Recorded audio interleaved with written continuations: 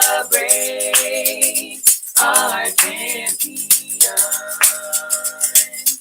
We sing Hallow, Hallow Yahuwah, for the King who is victorious. We lift our hands, we lift our voice, we celebrate our champion. We sing Hallow, Hallow Yahuwah, for the King who is victorious. Yahuwah is the awesome one, and there's none like you. With you we win, you're our champion. With you we can lose, we always win, you're our champion. Oh, we lift our hands,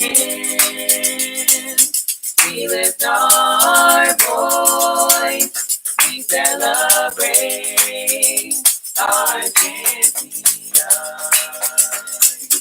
We sing Hallow, Hallow Yahuwah, for the King who is victorious. We lift our hands, we lift our voice, we celebrate our champion. We sing Hallow, Hallow Yahuwah, for the King who is victorious. Yahuwah is the awesome one, and there is none like you. With you we win, you're our champion. With you we can lose, we always win, you're our champion. Oh, Yahuwah is the awesome one, and there's none like you. With you we win, you're our champion. With you we can lose, we always win, you're our champion. Oh, Yahuwah is the awesome one, and there is none like you. With you we win, you're our champion. With you we can lose, we always win, you're our champion. Oh, Yahuwah is the awesome one, and there is none like you. With you we win, you're our champion. With you we can lose, we always win, you're our champion. Oh,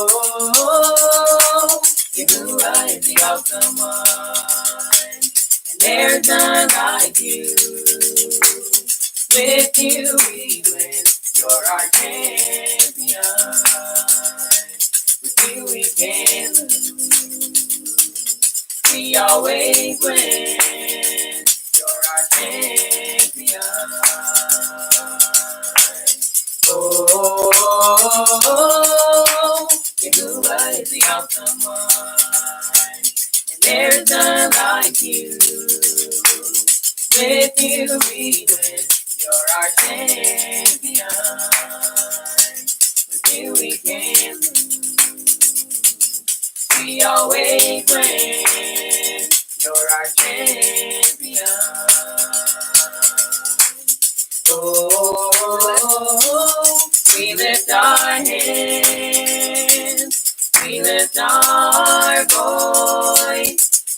celebrate our champion. We sing hallelujah,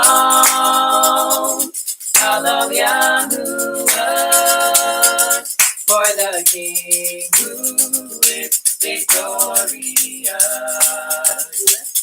We lift our hands, we lift our voice, we celebrate our champion. We sing hallelujah,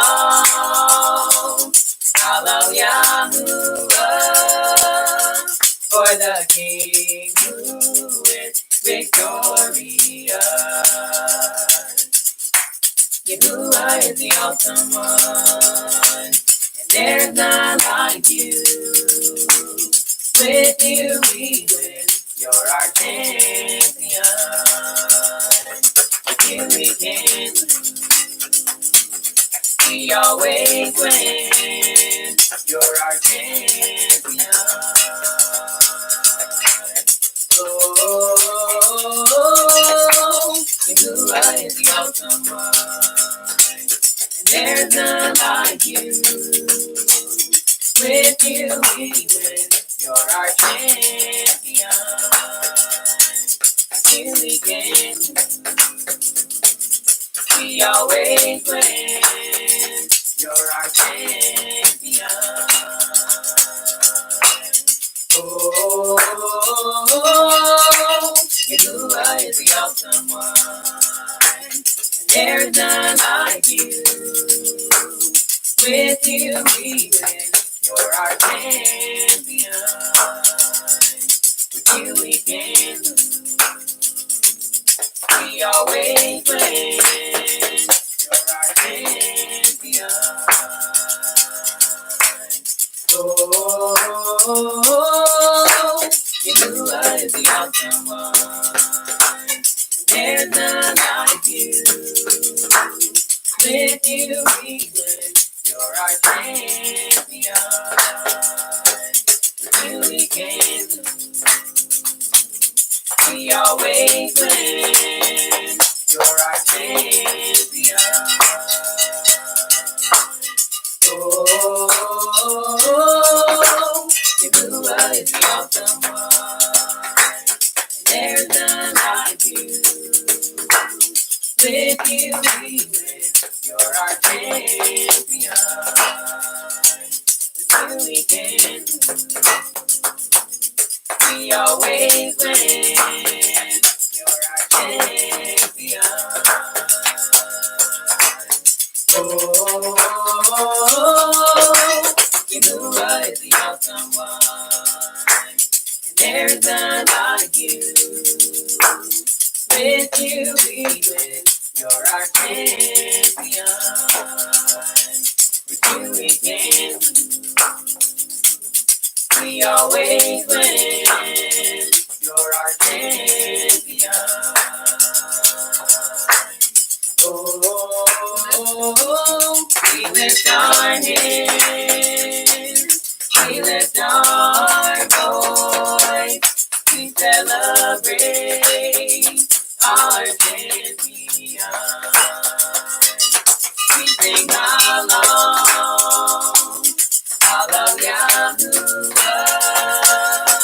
for the King who is victorious. We lift our hands, we lift our voice, we celebrate our champion. We sing hallelujah,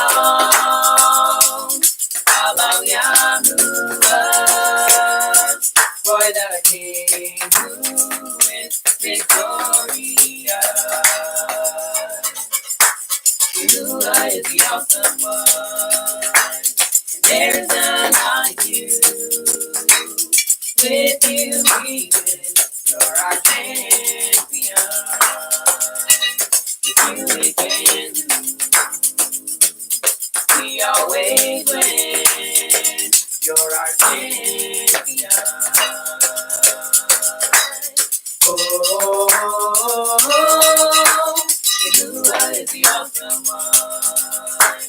There's none like you. With you we win. You're our champion. With you we can lose. We always win. You're our champion.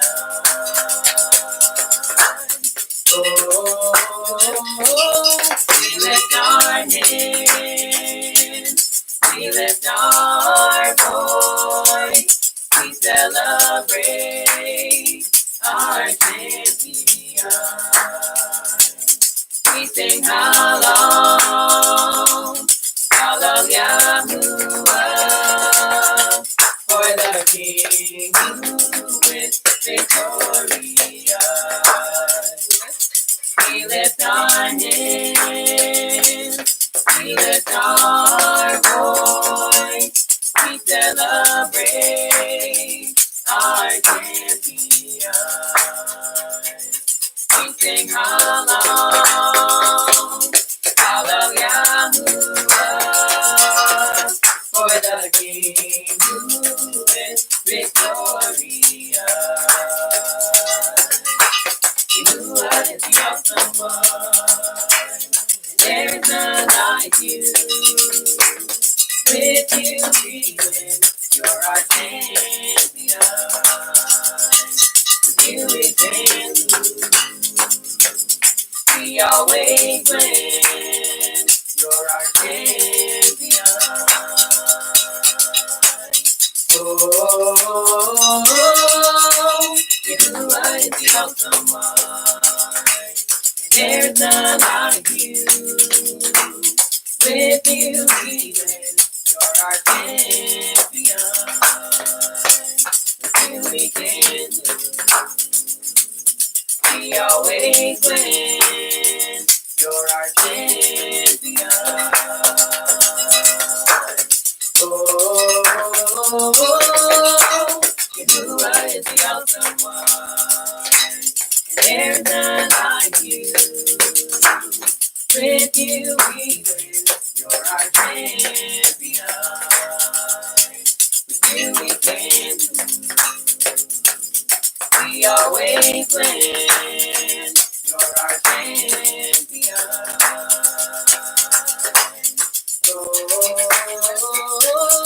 We lift our hands, we lift our voice, we celebrate our champion. We sing how long, Yahuwah, for the King who is victorious.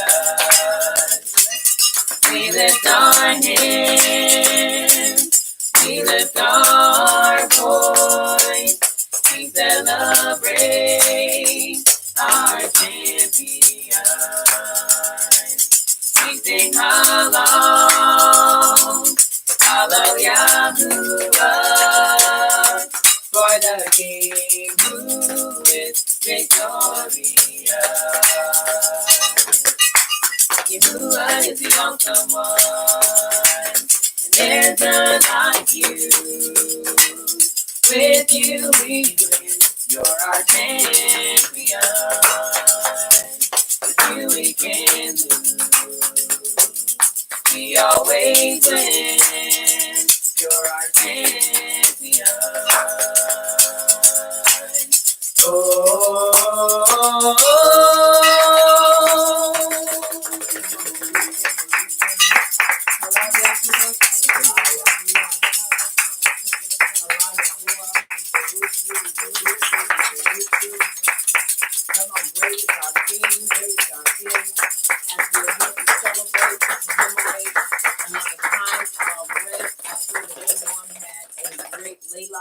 And now we're ready to feast upon the instructions of the Abba. We're going to begin with the Baruch of the Torah. Repeat with me. Baruch Yahuwah. Baruch Yahuwah. The Baruch one. The Baruch one. Baruch is Yahuwah. Baruch is Yahuwah. The Baruch one. The Baruch For one. all eternity. For all eternity. Baruch atah. Baruch atah. Yahuwah. Yahuwah. Our supreme one. Our supreme one. King of the universe. King of the Who universe. selected us. Who selected us. From all the people. From all the people. And gave us his Torah. And gave us his Torah. Baruch atah. Baruch atah. Yahuwah. Yahuwah. Giver of the Torah. Giver of the Torah. And it is so. And it is so. Baruch atah. Baruch atah. Yahuwah. Yahuwah. Our supreme one. Our supreme one. King of the universe. King of the universe. Who gave us the Torah of truth. Who gave us the Torah of truth. And implanted eternal life within us. And implanted eternal life within us. Baruch atah. Baruch atah. Yahuwah. Yahuwah. Giver of the Torah. Giver of the Torah. And it is so. And it is so. And it is so. And it Now is we so. will have the reading of the Ten Commandments done by Mattathias. And it is so. And it is so. Devarim 5, verses 6 to 22. Aleph, I am Yahuwah, your power, which brought you out of the land of Mitzrayim from the bait of slavery. Beth, you shall have no other power before me. You shall not make you any graven image or any likeness of anything that is in Shemayim above, or that is in the earth beneath, or that is in the mire beneath the earth.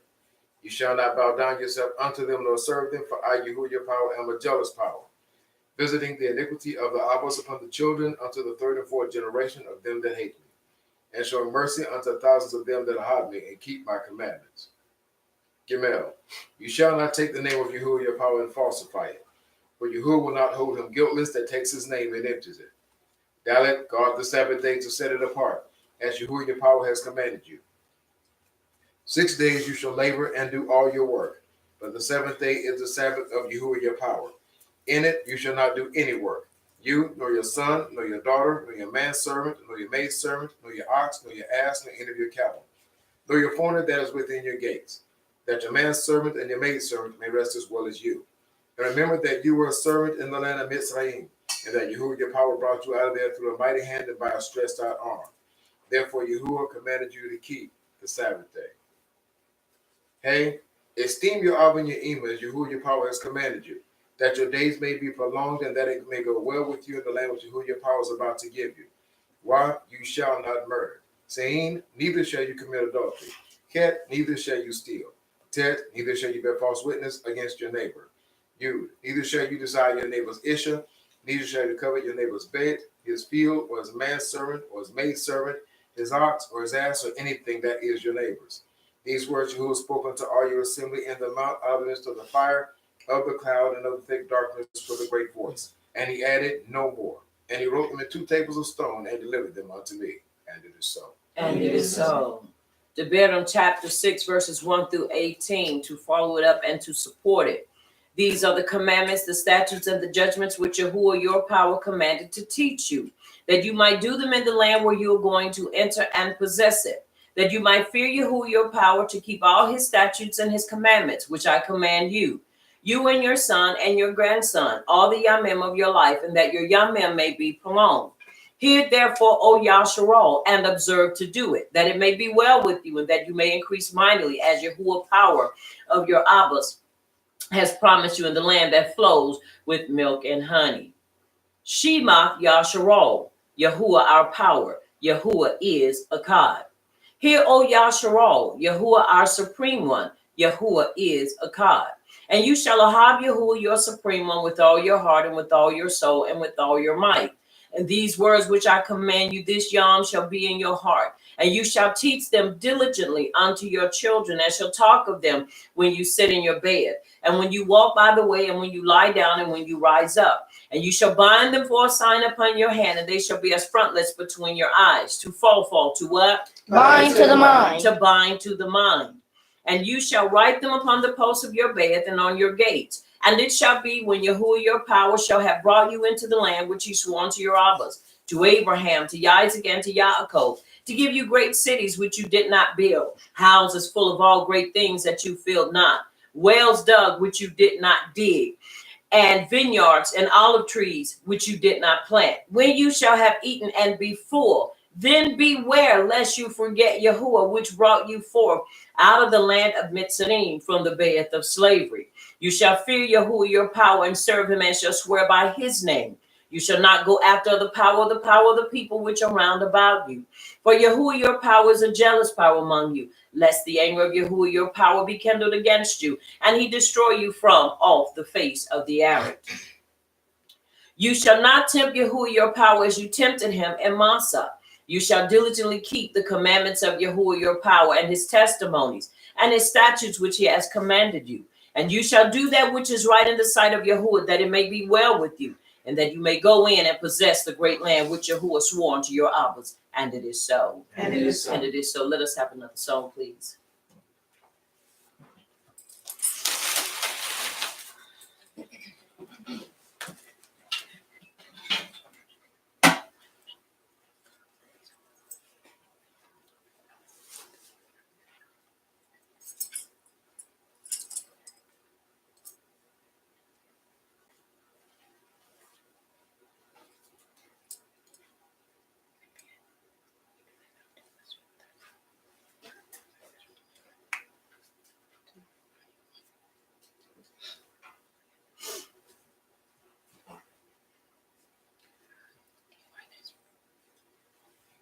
Yeah.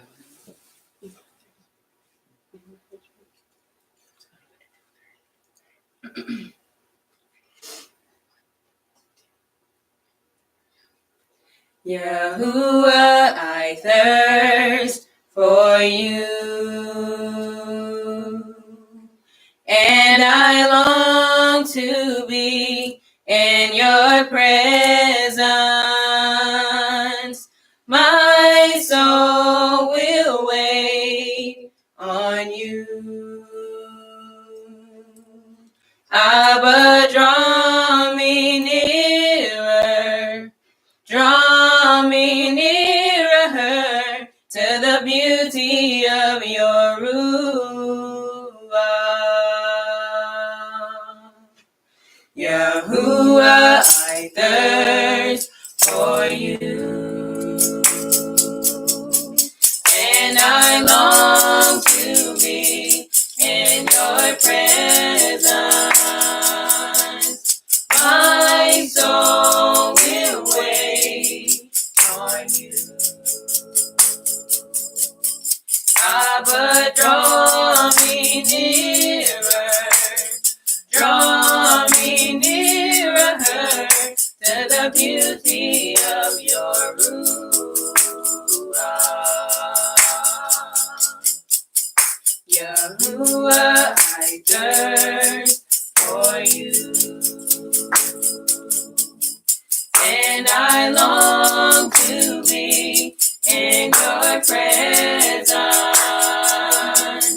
My soul will wait on you.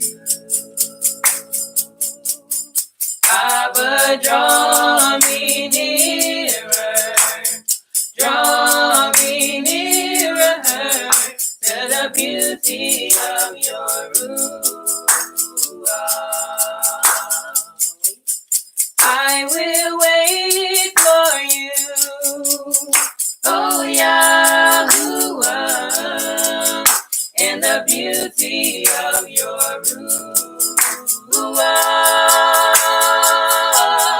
I will worship you, oh Yahuwah, in the beauty of your Ruah. I will wait for you, oh Yahuwah, in the beauty of your Ruah. I will worship you, oh Yahuwah, in the beauty of your Ruah. Yahuwah, I thirst for you, and I long to be in your presence. My soul will wait on you. Abba, draw me nearer.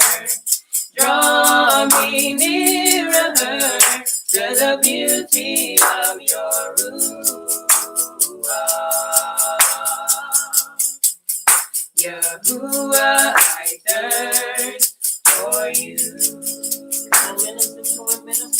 And I long to be in your presence. My soul will wait on you.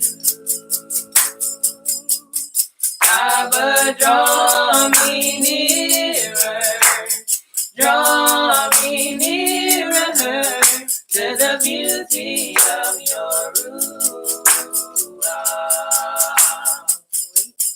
I will wait for you, oh Yahuwah, in the beauty of your Ruah.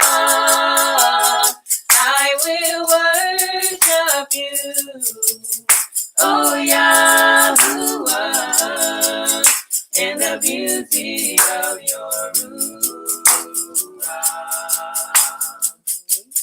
I will wait for you, oh Yahuwah, in the beauty of your Ruah. I will worship you, oh Yahuwah, in the beauty of your Ruah. Yahuwah, I thirst for you, and I long to be in your presence. My soul will wait on you. Abba, draw me nearer, draw me nearer to the beauty of your Ruah. Yahuwah, I thirst for you, and I long to be in your presence. My soul will wait on you. Abba, draw me nearer, draw me nearer to the beauty of your Ruah.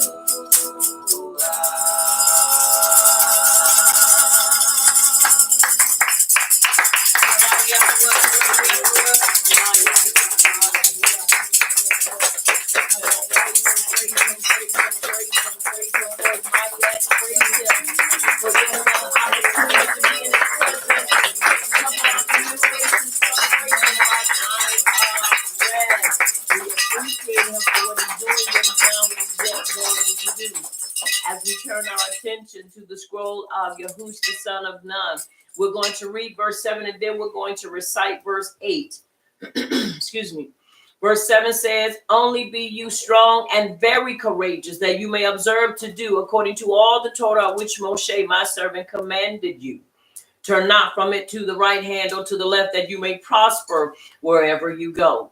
Verse 8, as I have tailored it to fit our time of confession, let us read this together. I will not let this scroll of the Torah. I will not let the scroll of the Torah Depart out of my mouth. depart out of my mouth. But I shall meditate in it. But I shall meditate in it. Yom and Layla. Yom and Layla. That I may observe to do. That I may observe to do. According to all that is written in it. According to all that is written in it. For then I shall make my way prosperous. For then I shall make my way prosperous. And then I shall act wisely. And then I shall act Now wisely. look at your neighbor and tell your neighbor, and you shall act wisely. And you shall act wisely. Look at your other neighbor and tell your other neighbor, and you shall act wisely. And you shall act wisely. Now take your hand and place it over your heart and say, Abba Yahuwah, Abba Yahuwah, I shall act wisely. I shall act Come wisely. on, Abba Yahuwah, Abba Yahuwah, I shall act wisely. I shall act I wisely. endeavor I endeavor to act wisely. to act Come wisely. on, I endeavor I endeavor to act wisely. to act Come on, wisely. one more time. I endeavor I endeavor to act wisely. to act wisely. And it is so. And it is so. And it is so. Very important that we endeavor to act wisely when we're living in a time of Torahlessness, where people don't want to follow the instructions of the Abba. We must take the helm or take the wheel, and we must show that we are people of the promise, that we are the people, as many have said, of the book. We are that chosen people. And so it is important that we show that we know that we are the chosen people by the way we govern ourselves. And it is so. And it is so. Let us have another song, please.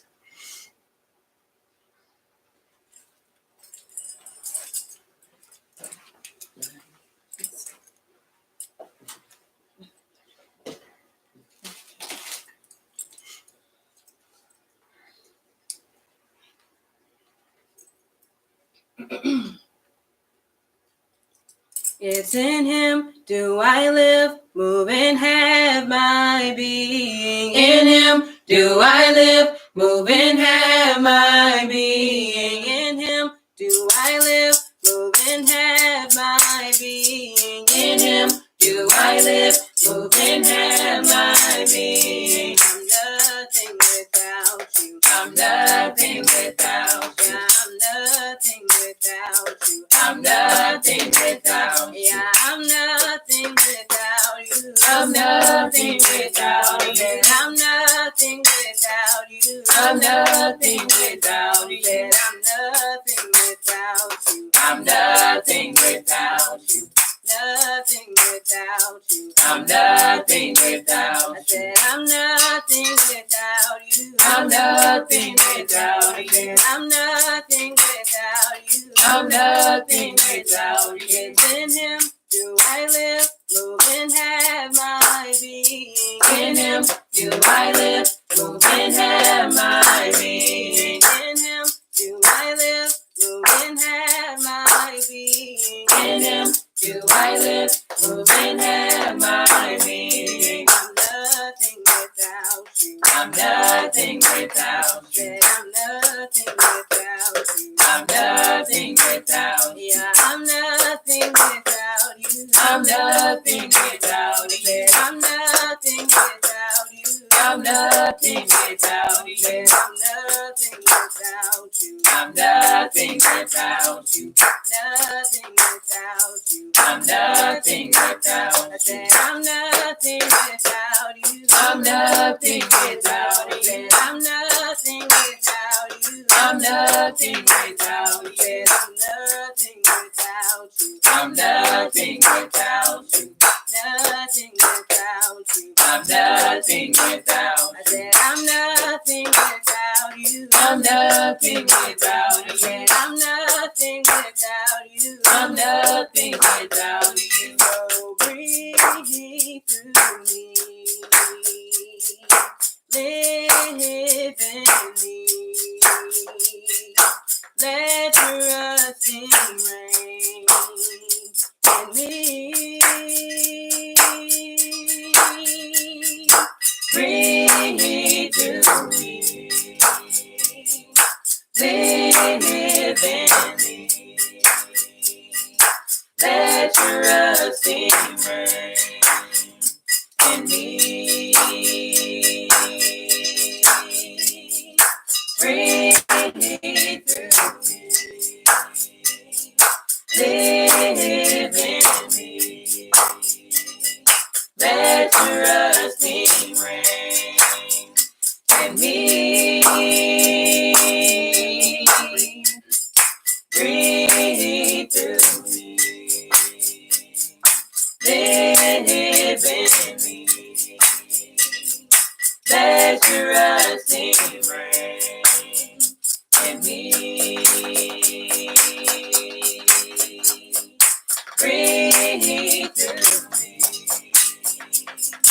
Live in me.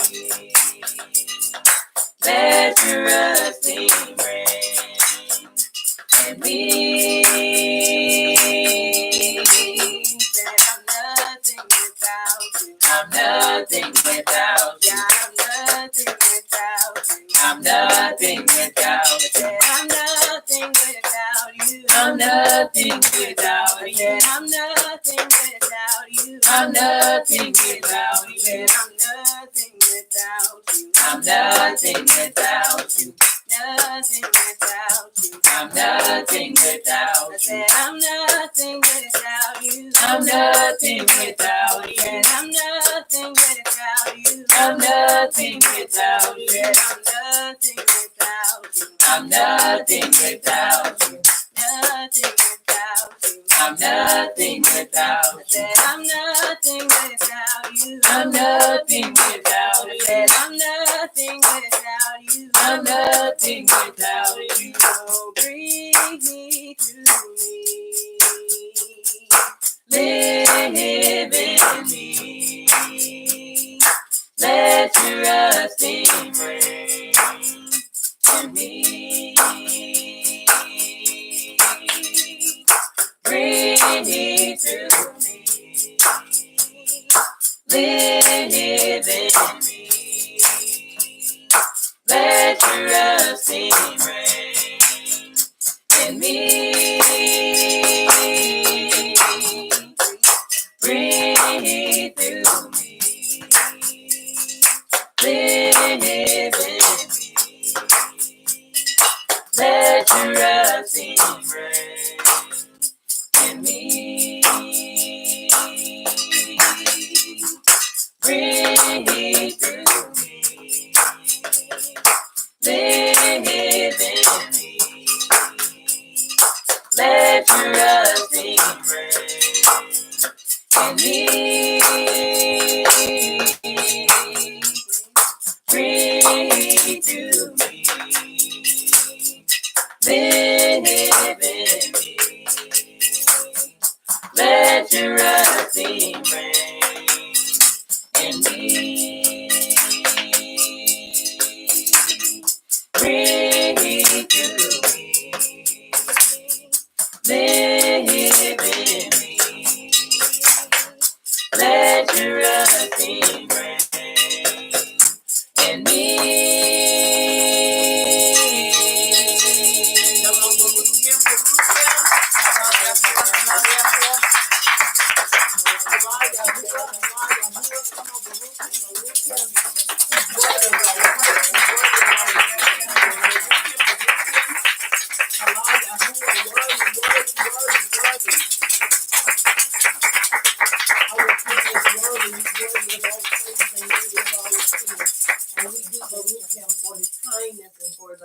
Towards us. Breathe in us. We appreciate you, Abba Yahuwah. Mishlei 15:8, the sacrifice of the wicked is an abomination, hateful and exceedingly offensive unto you, Abba Yahuwah. But the prayer of the upright, it is your delight. Romaiah 14:17-18, for the kingdom of Yahuwah is not meat and drink, but uprightness and shalom, and joy in Ruach HaKodesh. For he that in these things serve Yahush is acceptable to Yahuwah and approved of men. Mishlei 3:4, so shall you find great understanding and high esteem in the sight of judgment of Yahuwah and of man. Tehillim 1:1, Baruch is the man that walketh not in the counsel of the unrighteous, nor standeth in the way of sinners, nor sitteth in the seat of the scornful, but his delight is in the instructions of the Abba, and he doth meditate upon it, and it is so. And it is so. Ibram 11:6, but without belief it is impossible to please him. For he that cometh to Yahuwah must believe that he is, and that he is a rewarder of them that diligently seek him. And it is so. And it is so. Ayah 33:4. The Ruach of Yahuwah hath made me, and the breath of the Almighty hath given me life. Somebody say he's a life giver. He's a life giver. Say it again, he is a life giver. He is a life giver. Micah 3:8, but truly I am full of power by the Ruach of Yahuwah, and of judgment and of might, to declare unto Yaakov his transgression, and to Yasharal his sin. And it is so. And it is so. And it is so. Yehukin and Aleph chapter 5, beginning at verse 1 all the way to 15. Everyone who believes that Yahush is the Mashiach has been born of Yahuwah, and everyone who loves or ahabs the one bringing forth also ahabs the one having been born of him, talking about Yahuwah and Yahush. By this we know that we ahab the children of Yahuwah, when we ahab Yahuwah and guard his commands. For this is the ahab for Yahuwah, that we guard his commands, and his commands are not difficult, because everyone having been begotten of Yahuwah overcomes the world. And this is the overcoming that has overcome the world, our belief. Who is the one who overcomes the world but he who believes that Yahushua is the son of Yahuwah? This is the one that came by water and blood, Yahushua Mashiach. Not only by water, but by water and blood. And it is the Ruach who bears witness, because the Ruach is the truth. Because there are three who bear witness, the Ruach and the water and the blood. And the three are in agreement. If we receive the witness of men, the witness of Yahuwah is greater. Somebody say the witness of Yahuwah is greater. The witness of Yahuwah is greater. And it is so. And it is so. Because this is the witness of Yahuwah, which he has witnessed concerning his son. The one who believes in the son of Yahuwah has the witness in himself. The one who does not believe Yahuwah has made him a liar, because he has not believed the witness that Yahuwah has given concerning his son. And this is the witness that Yahuwah has given us eternal life. And this life is in his son. He who possesses the son possesses life. He who does not possess the son of Yahuwah does not possess life. I have written these things to you who believe in the name of the son of Yahuwah, so that you know that you possess everlasting life. And so that you believe in the name of the son of Yahuwah. And this is the boldness that we have in him, that if we ask whatever according to his desire, he hears us. And if we know that he hears us, whatever we ask, we know that we have the petitions that we have asked of him. And it is so. And it is so. And it is so according to his instructions. That is his will and that is his desire. We need more understanding. He's willing to give it to us. If we need strength, he's willing to give it to us. Because all of these things are wrapped up in that. And it is so. And it is so. Now we're going to do our affirmations. Then we're going to do our declaration. And then we're going to seal our time of praise, prayer, and worship.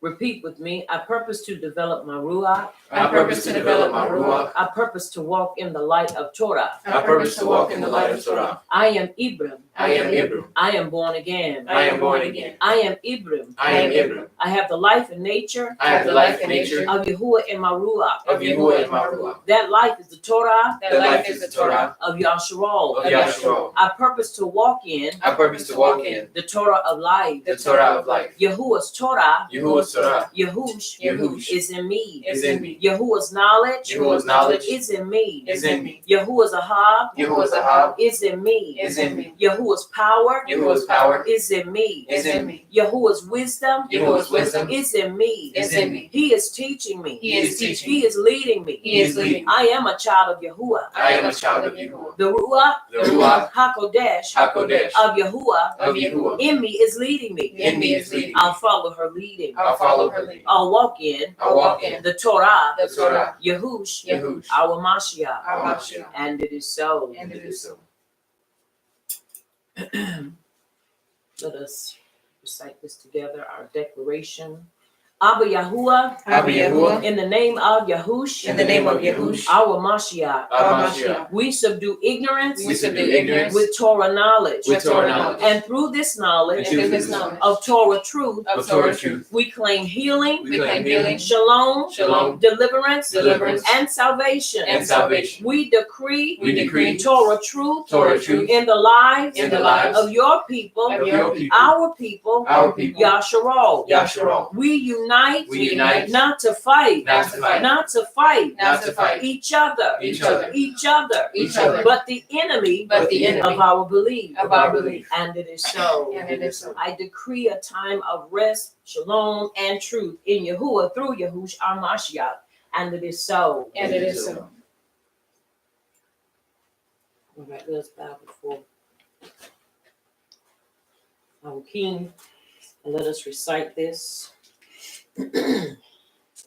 May the utterance of my mouth May the utterance of my mouth and the deliberation of my heart and the deliberation of my heart be desirable before you, be desirable before you, O Yahuwah, O Yahuwah, my rock my rock and my redeemer. and my redeemer. May the utterance of my mouth May the utterance of my mouth and the deliberation of my heart and the deliberation of my heart be desirable before you, be desirable before O you, Yahuwah, O Yahuwah, my rock my rock and my redeemer. and my redeemer. Come on, one more time. May the utterance of my mouth May the utterance of my mouth and the deliberation of my heart and the deliberation of my heart be desirable before you, be desirable before you, O Yahuwah, O Yahuwah, my rock my rock and my redeemer. and my redeemer. And it is so. And it is so. And it is so. And it is so. We have just recited Tehillim 19 and 14, and it is so. And it You is may so. be seated in his presence.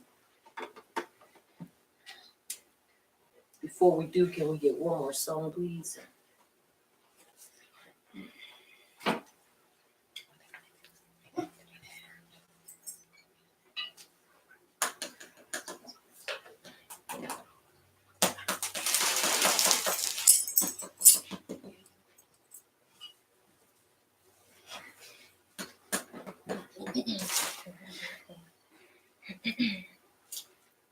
My heart, my mind, my soul belongs to you. My heart, my life, it all belongs to you. Belong to you.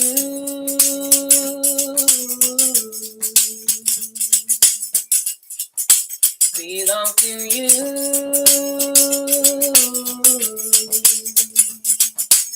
Sing it in my heart,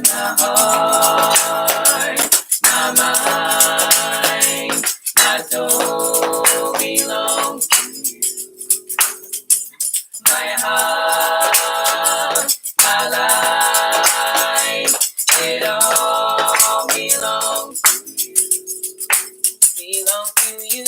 Belong to you.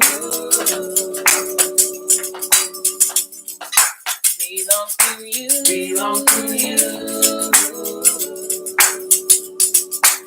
Sing it in my heart, my mind, my soul belongs to you. My heart, my life, it all belongs to you. Belong to you. Belong to you.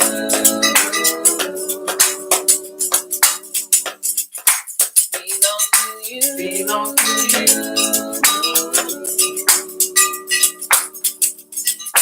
Belong to you. Belong to you.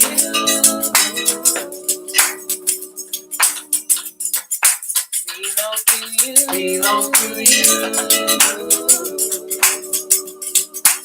Sing in the air, we breathe. It all belongs to you. The songs we sing, it all belongs to you. Belong to you. Belong to you. Belong to you. Belong to you.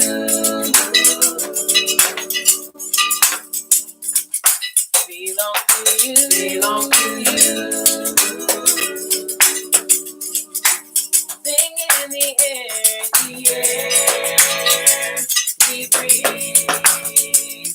It all belongs to you. The songs we sing, it all belongs to you. Belong to you. Belong to you.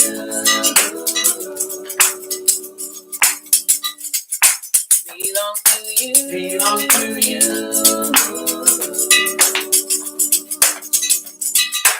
Belong to you. Belong to you.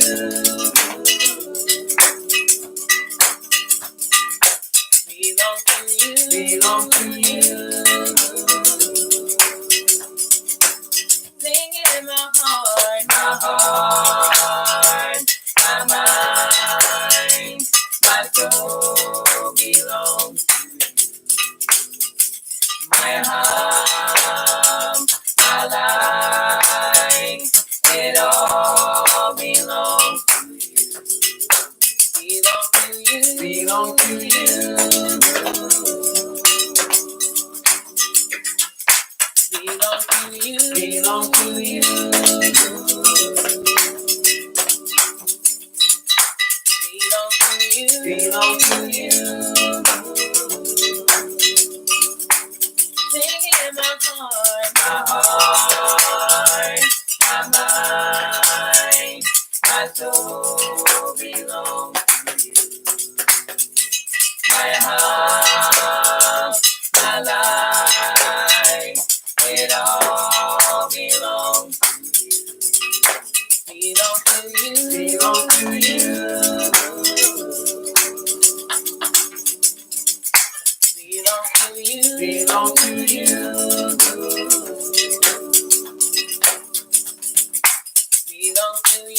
belong to you.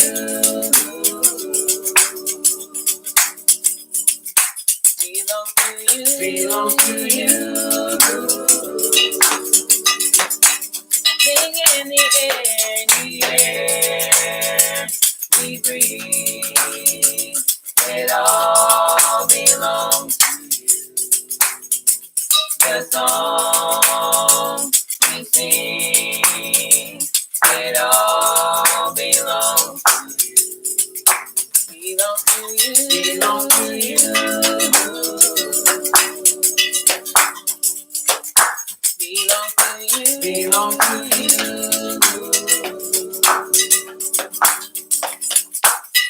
Belong to you. Belong to you. Belong to you. Belong to you. Sing in the air we breathe. It all belongs to you. The song we sing, it all belongs to you. Belong to you. Belong to you.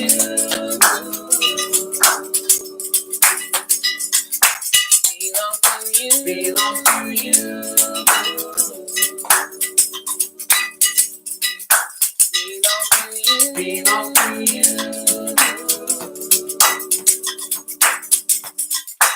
Belong to you. Belong to you. Sing in the air we breathe. It all belongs to you. The song we sing, it all belongs to you. Belong to you. Belong to you.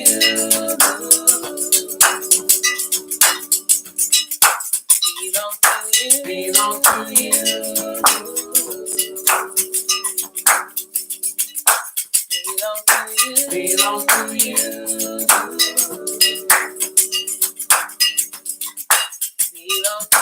Belong to you.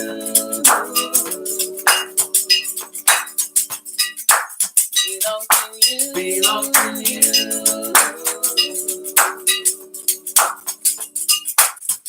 Belong to you. Belong to you.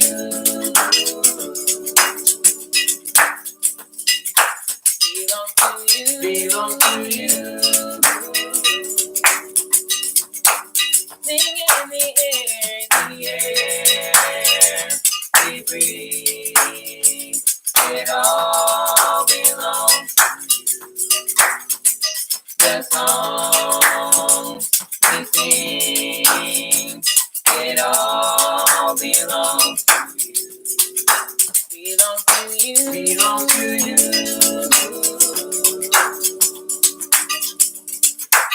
Belong to you. Belong to you.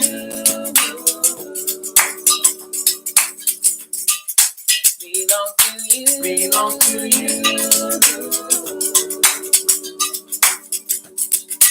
Belong to you. Belong to you.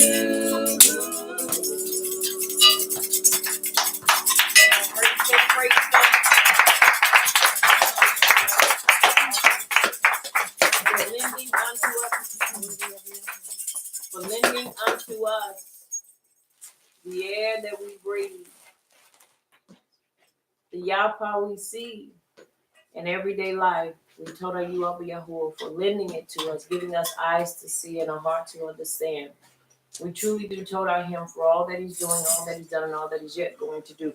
Let us turn our attention to the scroll of Shema. And every Sabbath we have a theme. And we turn it to chapter 21. And we're going to begin at verse 1. And it is Mishpatim, which means judgment. Judgements. Those of you that followed along with us on last Sabbath, if you didn't, I encourage you to go back and listen to the class from last Sabbath, and it'll bring you up to speed with what we're talking about. After we saw what Yithro came in to do and how he helped to set order and to delegate authority, to show Moshe how to delegate authority, so that Moshe would not weary the people and the people would not weary him. And so very important that we understand. Now we come to look at what would be also considered civil law, the different judgments and the different things that are to be put in perspective. And I want to say this up front now. The information that I use, or the literature that I use, I will always bring out, if there's a discrepancy, I will bring out the discrepancy. And this way that we will understand that everything that we read, just because it's in a book, does not make it legitimate and does not make it right. There are some things that we must depend and rely on the Ruach in order to understand what's going on and to be able to interpret it and understand what is being brought forth. So it's very important for us to understand these things. The information that I get, I look at it as being very valuable, but I never ever forget, and you should never ever forget always to lean and depend on the Ruach, for she is the one that will reveal unto us the very things that are necessary and will show us the things that are important to take out. Now remember, it's important that we understand, and if you want to understand her purpose, then read in Acts chapter 1. I believe it is chapter 1, and we look in chapter 1 and also read in chapter 2 that when she came forth, understand this was the bringing forth of the first fruits, or bringing forth those that will be the first fruits of the Mashiach. And so it's important that we understand her work in the earth. Right. Remember, Yahuwah said, I will pray that the comforter, the paraclete, which we know is another, I think it's Greek, but we know that she is to come and to help us to understand the writings. And so it's very important that we always rely on the Ruach of Abba Yahuwah, so that we're able to discern what is falsified and what is legitimate and what is true. Many things have been distorted and taken truly out of context. And so I say that once again, so that we're able to understand these things. It's a big one, really big, about like this. Okay. If you can't, that's fine. And so we're going to, once again, deal with Mishpatim, which means judgments. Somebody say judgments. Judgements. Very important for us to understand. Why is it important for us to understand the following of the Torah portions, which many would look at and say, well, this follows under rabbinic Judaism, or follows under Judaism, because most of the time when you see the Torah portions are taken out. Why? For us to get an ideal of what our ancestors and forefathers went through. And I believe it's important for us to follow their life, because it helps us to understand the different pitfalls and the different situations they found themselves in. It teaches us what not to do, as well as teaches us what to do. And so by following their lives, we can get a up close and personal look at the very things that had transpired then and still transpires today. So whenever you read in Judgements chapter 68, you can understand what caused the culmination to God of those very things. And so it's important that we understand why we need to look and to observe their lives from where we are. Somebody would say, but if that's all past, why do we have to go look backwards? Well, it's not so much looking backwards, but it is examining the lives of our ancestors and forefathers. As I said many times before in my teachings, the same DNA they have, we have. The same blood that ran through their veins runs through ours. And so in order to defeat an enemy, you must do what? Study his strategies or her strategies. The more we study our people, and the more we study their plight, study their ways, study how they have done things, the more we can truly begin to understand who we are. We can begin to understand what is in us, why we want to go right, but then there's something in us that causes us to want to go left. When we want to go straight, when there's something that makes us want to go backwards or stand still. You have to understand this is just not something that comes that are in us. And so when those characteristics begin to pop up, we need to know how to deal with them. Are you hearing me? Yes. It's just like with anything. You just because you have medicine doesn't mean that all medicine goes to cure or to heal all ailments. You have to understand what you're dealing with. Are you following me? Yes. So it's very important for us to understand that. I'm excited. Why? Because every time he causes us to walk in a time of rest, he is showing us things that are important to our lives. Truly, you cannot rest effectively until you understand problems, not the symptom, but the problem. And so it's important that we understand that. Once again, we are coming from chapter 21 of Shemot, also known as Exodus.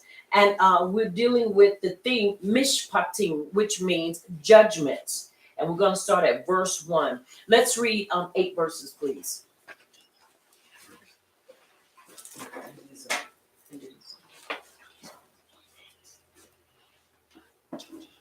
Now these are the judgments which you shall set before them.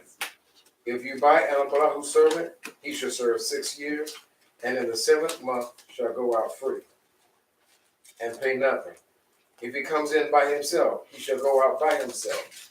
If he comes in married, then his Isha shall go out with him. If his master has given him an Isha, and she has borne him sons or daughters, the Isha and her children shall be her masters, and he shall go out by himself. And if the servant plainly says, I have my master, my Isha, and my children, I will not go out free. And then his master shall bring him to the judges. He shall also bring him to the door, or to the doorpost, and his master shall pierce his ear with an awl, and he shall serve him forever.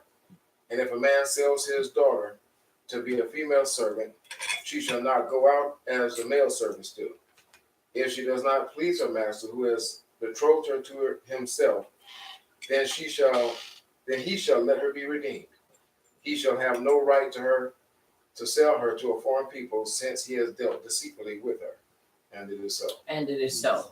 Now, when dealing with the judgments and dealing with this type of outlined in these type of conditions, it is important to understand the root of these judgments. It is important to understand why, and then once again, you have to go through what we look at as a time of unraveling of many of things. Now, once again, these are being put in place. Why? Remember at Mount Sinai, when the people failed to adhere, and the Abba already knew that there were certain things that's going to come about. You have to understand, laws are only put in place because of the conditions of the people. We need stop signs. Why? Because people will drive like fools if there were no stop signs. You see that now with stop signs. People will disregard a stop sign. Why do you stop? Because you have to give other people an opportunity to come into traffic. If not, people will not do that. Not everybody, but the majority of people out there on those roads. We were picking up some stuff on yesterday, y'all. And as we were coming out, they changed the roads up, so now it becomes one way. And we're at a two-way. And you have people coming in, so you're merging in the flow of traffic, and you have stop signs on both sides of the road. Well, I am a courteous driver. So I'm letting, the people go. Then everybody else feels like, okay, but you don't need to go. So I'm like, no. You have a stop sign just like I do. It is about driving and understanding being courteous. If you have to stop and I have to stop, and we stop at the same time, those that are on the right have the right of way. But you also understand courtesy driving. It is at the discretion of who makes it there first that gives the right of way. But you don't have people that always view that. And people will bleed a thing, suck a thing dry, and they will just deplete it. And I'm like, okay, but if you saw that I let all of them go, then why not, when we have a line backed all the way around, would you not stop and allow our side to go? So I said, no, I'm going to stop this right now, and I'm going to merge into traffic, because I'm not going to sit there another 10 or 15 minutes. Why am I saying this? You have to understand these rules or these judgments were put in place because of the conditioning, are you following me, of the heart. The conditioning of the heart, the conditioning of the condition of the people.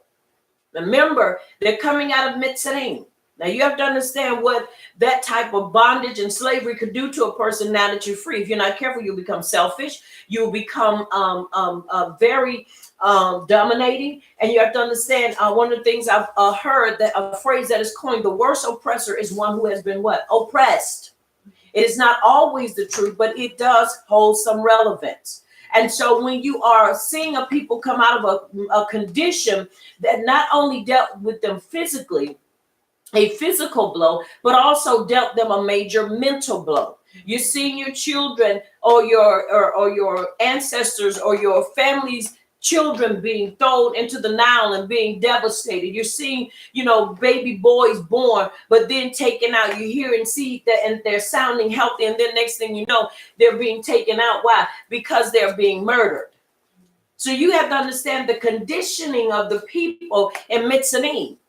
It broke them to remold them. And so when there is a breaking that takes place, there are conditions that begin to form. And so when these conditions form, in order to keep these conditions, watch this, under control, you have to put what? Instructions in place. Okay. And so these had to be put in place so that people would not begin to basically, those that had come out with more or had a little more authority and a little more stronger, powerful, would dominate those that may not have had as much power. Are you following me? Yes. You follow what I'm saying? Many times this is why, and I know I'm saying much, but I want us to understand as we dive into this, the importance of understanding why these things were put in place and not try to manipulate it to work it in our advantage when there are certain things that we are not under those conditions. Does that make sense? Yes. Now you have to understand, you deal with people that have been broken and bruised. There's a way you have to handle them. You don't handle them just anywhere. That's with anything in creation. If you want to dominate or you want to manipulate or control, you have to break the will of that person. You have to break the wheel. And so it's important that we understand this. Now, when we look at verse 1, it says, now these are literally, and these are, the force of the conjunction is to emphasize that although the section of civil law is separated from the Ten Commandments by an intervening passage, both were promulgated on Sinai. Further, civil laws immediately follow the verses dealing with the erection of an altar as a basis for the regulation, that accommodation for the temple. The Decalogue ended with the words, nor anything that is thy neighbor's. The civil laws have as their purpose that man should know his duties towards his neighbor. Now, you and I would really, off the bat, but remember, we were not under those kind of conditions. So for us, it seems like, well, that's a misnomer? Is that how you say it? Well, you would know that, if that's not yours, don't go take it. But understanding the conditions that they are coming out of and the mindset that they have now been basically brought into, this is merited and has to be put in place. Is that making sense? Yes. For us, it may seem like, well, I would never want my neighbor's car. I would never want my neighbor's, ish or isha. But you have to understand, in the conditions they had come out of, and even the conditions we deal with, there are times that these things can be birthed out of our very ruach. Okay? All right. Thou shalt set. Moshe was to rehearse the laws again. And once again, we know his instructions or his teachings. And until the people became thoroughly familiar with them, as one sets a table before a person about to eat. When the occasion arises, the instruction shall be accessible as a guide to a just decision. Once again, you're looking at a people that had no kind of rules of this order. So when you have no rules of this caliber set before you, once again, follow me. Don't lose or let your mind wander. Think of it along this lines. You're dealing with the people that all they knew was go to sleep, rise up, build a mortar or make mortar and build. This is all they knew. So when it came time for them to put their hands at their own stuff, you didn't have time to be trying to, be envious or jealous of somebody else's stuff. You're just trying to get through the day and make sure you keep your head. So you have to understand why these were put in place. Now, once again, here it is. These things are put in place. Why? Because it is to remind them you are not savages. You are still the people of Abba Yahuwah. You are the people. Yes, you have gone through some breaking. Yes, you have gone through some bruising. Yes, you have gone through some humiliation. But we are still his people. Yes. And it's important that we uphold that standard regardless of what we have gone through or come out of. So it's important. Now, once again, he said before Yasharal, but not before non-Yashuralites. Accordingly, Yasharal should not bring their lawsuits before a Gentile court to avoid the defamation of the name of Yahuwah. Them signifies the judges in Yasharal. Very important. Why is this important even to young? Because if we take our disputes to the Gentile courts, you automatically know what is going to take place. They are never going to rule it according to the set standard that he has given unto us. They're going to rule it according to the standards of America and not ours. You could have a situation where, just say to Ibram, which I would pray would never happen, got into a brawl, and you have to understand it's in the heat of the moment and they start fighting. You call the police, both of them are going to jail, and now both of them have a record. Nobody was killed, maybe tore a little bit and bruised, and eagle probably broke a little bit, scuffed a little bit, but nobody was hurt to the point where you had to go to the hospital. They're going to make you go to the hospital. They're going to make you file a police report. Now, once you go through all this, when it's all said and done, that situation has been blown completely out of proportion. And all they could have done is just wrestled and scuffled a little bit. No real blows were thrown. But now it is judged based upon what? The system that is created for America.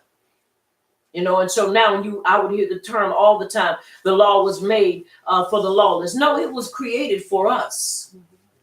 See, that's a lie. The instructions of Abba Yahuwah were created for us to govern our lives under his authorship. Now, once again, you have to understand, why do we need our own judges? Because if this situation arises, they're going to go to the book on it. Okay, what caused the brawl? Well, he moved or he did not do. Then this is what caused us to engage physically. Okay, then this is what the writings say. And this is how we're going to handle this. Now, what happens? Both walk away, able to go back to their destinations. Now, whoever started is going to pay, or whatever caused it is going to be what the judgment is going to be in the end, or how this thing is going to work, how it's going to be judged. Now, if the person that started it may not have been the one that threw the first blow, then they're responsible because they did what? They're the one that provoked the actions. The only thing the court system is going to look at is the one who threw the first blow. But they're never going to ask, well, what happened? Why did that occur? All they want to do is say, well, he was hit. So if he hit him, then he's automatically at fault. It's just like, once again, look at this matter. If you hit somebody from behind, you're automatically wrong, regardless of what they do. They could deliberately slam on brakes to intentionally cause you to hit them in the back. But guess what? You are still going to be wrong because you hit them from behind. That is a law. Is it a right law? Absolutely not. Because what if you are driving and all out of nowhere, these people hit on brakes and you're driving? There are some things that you could do. Now, if you are driving the speed limit and you're going the same and you have at least a car in front of you, if they slam on brakes, unless you detour, you are bound to hit them because you're going to slam on brakes, which is going to cause a reaction. But the bottom line is, regardless of who does it, if you hit them from behind, you are automatically wrong. So that's really unfair and unjust. Are you following me? Yes. Why is it unfair and unjust? Because no matter what, if you're hit from behind and a person could set you up so that they can get insurance money, watch what happens. You still get fined, your insurance goes up, and depending on what the officer wants to do, he can turn around and cite you and say you were following too close. Are y'all following me? Yes. Y'all sure? Yes. All right. So it's important that we understand the importance of having judges and why these things are put in place. All right. Verse 2, the civil law in the beginning in beginning, with the law of the Ibram slave, echoes the first commandment, which mentions the release from bondage. Now, also, as we're going to look at this, also to the fourth commandment, with its reference to the Sabbath of creation. For what the Sabbath is to the sixth working Yamim, the seventh year is to the Ibram slave, a time of what? Release. Now you have to understand, when we talk about slavery, this is not the type of slavery that you see that the European, also known as the white man, has done. Are you following me? Yes. Why do I say this? It's very important that we understand that being sold for a debt or what have you is different than being bought because you are a hard worker and I'm going to steal you. And because I steal you, I'm going to claim you and I'm going to strip you of your identity and everything about you. Why? Because you are a great worker and your resilience is greater and your tenacity and your strength is far greater than ours. And so we're going to steal you and bring you over here and we want you to work and build what is ours. Are y'all following me? Yes. That's not the same thing. Mm-hmm. This is something totally different. So we cannot get that misconstrued. An Ibram servant, the Ibram phase does not mean the servant of a Ibram, but a Hebrew or an Ibram whom the court sold into slavery to make restitution for his theft. And you can see that in 22 and 2 and Weikwa 25 and 39. It deals with the position of the man who sold himself from poverty. So we're looking at two things. Let me back up. Now, when it's talking about for theft, that's in 22 and 2. And that's talking about making restitution for his theft. Now, this is one of the things that's important. Isn't it amazing that if someone breaks into your house and steals your stuff, the only thing they get is time and the government makes off of their life? Because when they go to jail, basically they make money off of them being in jail. You get nothing. Wouldn't it be and this is my way of looking at things. If they did that to the person, they ought to be basically, wherever they go, restitution should be made to that family because they have to pay for what they took away. You're going to work. You're going to work just like you were a part of that family. You took a person from that family. Now you're going to make restitution by working for that family for the rest of your life, or for however long it needs to be. That is what this is talking about. Then when we look at Weikwa 25 and 39, this deals with from poverty. The man sells himself from poverty. In other words, I need a job. And so what I'm going to do is I'm going to give myself to you to work off this debt because I'm in poverty. Is it not the same as today, but different? Because see, when you go work on a job, that's all it is you're basically selling yourself. You're not working for yourself. All our people always work for themselves. If you notice, when you see this, the only time they end up having to work for somebody is when the conditions merited it because they work for themselves. Are y'all following me? Y'all still with me? Yes. All right. I don't want to be boring nobody. Y'all with me? Yes. All right. Now, the conditions merited for them. But if it didn't, they worked for themselves. This was the Baruch of walking in truth and having your own. Because then you don't have to answer nobody. If you want to get up or you don't want to get up on that day, you don't have to go to work. Because why? You're making your own. But when you work for somebody, you are bound to follow the instructions that they have set forth for you to follow. Are you hearing me? Yes. All right. Some are of the opinion that the instructions or the law as here outlined is applicable to both cases, which is not. Because if you steal from somebody, you are basically sold by the courts, but you work for that family to make restitution to that family. Whereas today, if you go to jail, you're in jail, but the system makes the money, not the parents, or not the isha or the ish. They don't get anything. You are just supposedly gratified by a person spending life or 25 years in jail for what they've done, but you still walk away with nothing. Whereas this setup says you are guaranteed for restitution. And then when a person sold themselves, they would sell themselves. Why? Because they were in poverty and they needed to work. And this is how they would make sure they would incur something to keep them out of poverty. 6 years he shall serve. No longer, and at the beginning of the 7th year, from the time he was sold, he goes out free. On the other hand, the man who sold himself from poverty becomes free only in the year of Jubile. Males only could be sold by the court into slavery.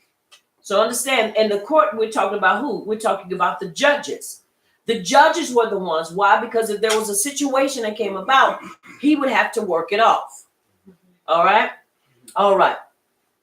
Now, you got to remember, 7 years they would work. But then when we look at Yerubbaal, the year of what? Jubilee, as many call it in the English, means it's time for all things to be released in that 50th year.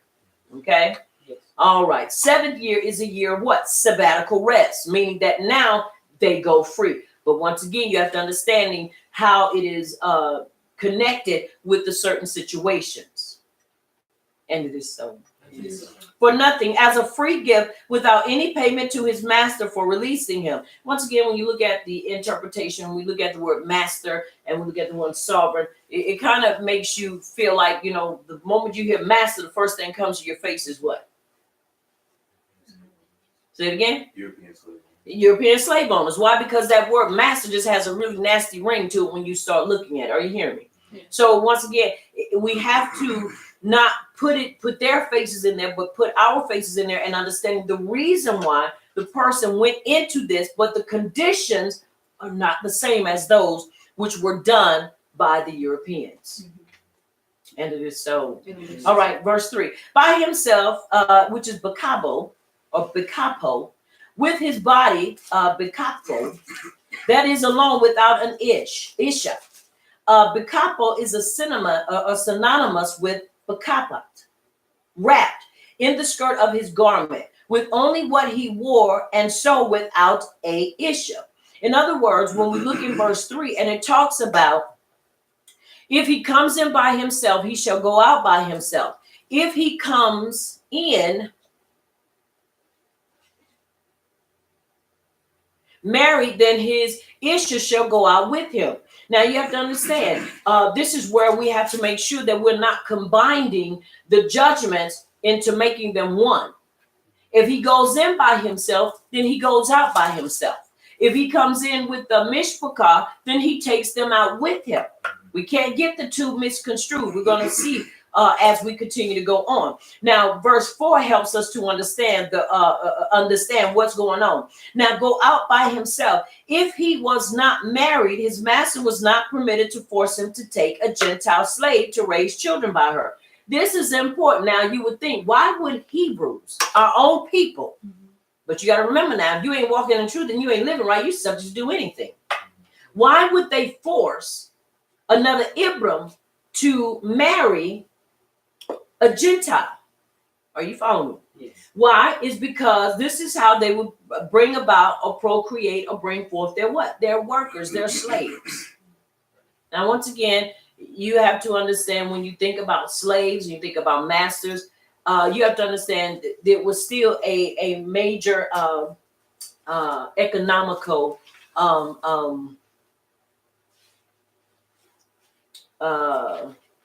building. Okay. I'm trying to find the right words to say. When you look at this, you have to look at it in the manner of, as they come out, they, once again, the worst oppressor is one who has been oppressed.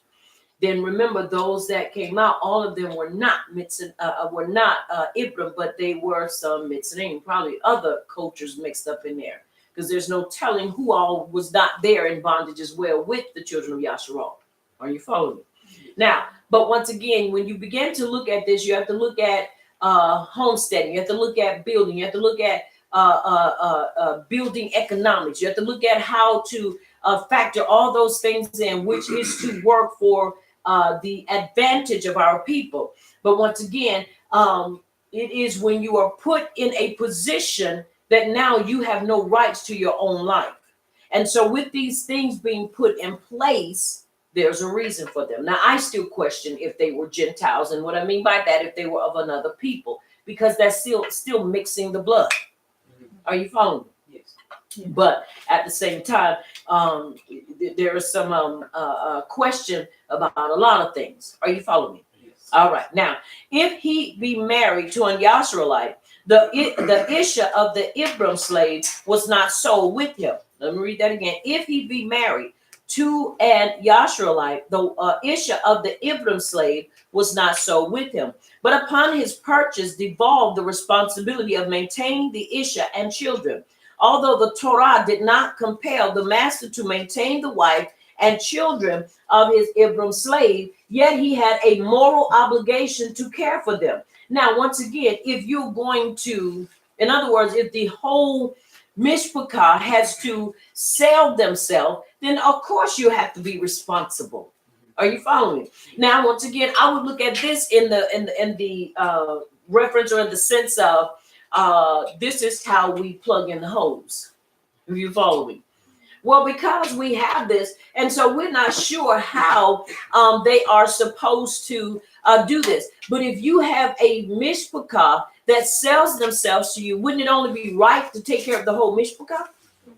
Exactly. So once again, it's important for us to understand that Abba Yahuwah is not unmindful. And these are some of the things that are put out there. And as I said in the beginning, you know, I'm going to read it and I'm going to bring forth what I believe is important for us to understand concerning these theories, because you have a lot of people that believe that if he was to be taken, then the master or whoever buys him is only responsible for him. But if you buy him, you buy the whole package.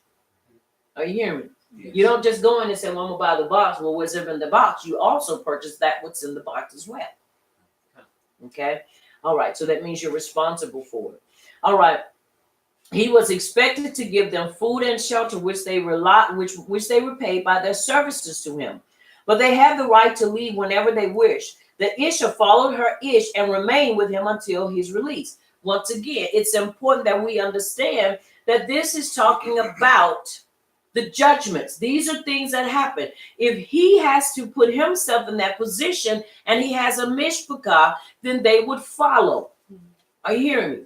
They would follow, and he would be there, and she would be there as well. So it's important that we understand that wherever they went, they were responsible for their lives. Mm-hmm. Why am I saying this? If you're helping people, and you say, well, we're going to only help the adults, and then what we help them with, it trickles down to the children. No, when you bring them in as a whole, you help them all.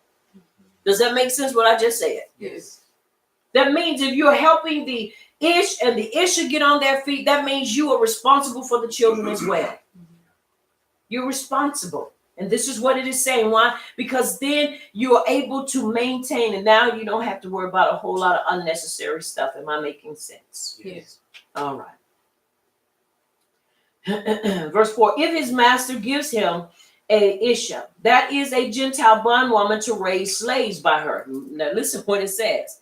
That means that he is going, does that not sound like what they did in slavery? So you have to understand, now they're trying to say that this is the method that we use, and they just basically adopted that, which I do not believe at all. Once again, someone would say, well, why would you read that? Well, because it's important to uncover all stones, especially when it is dealing with us as a people.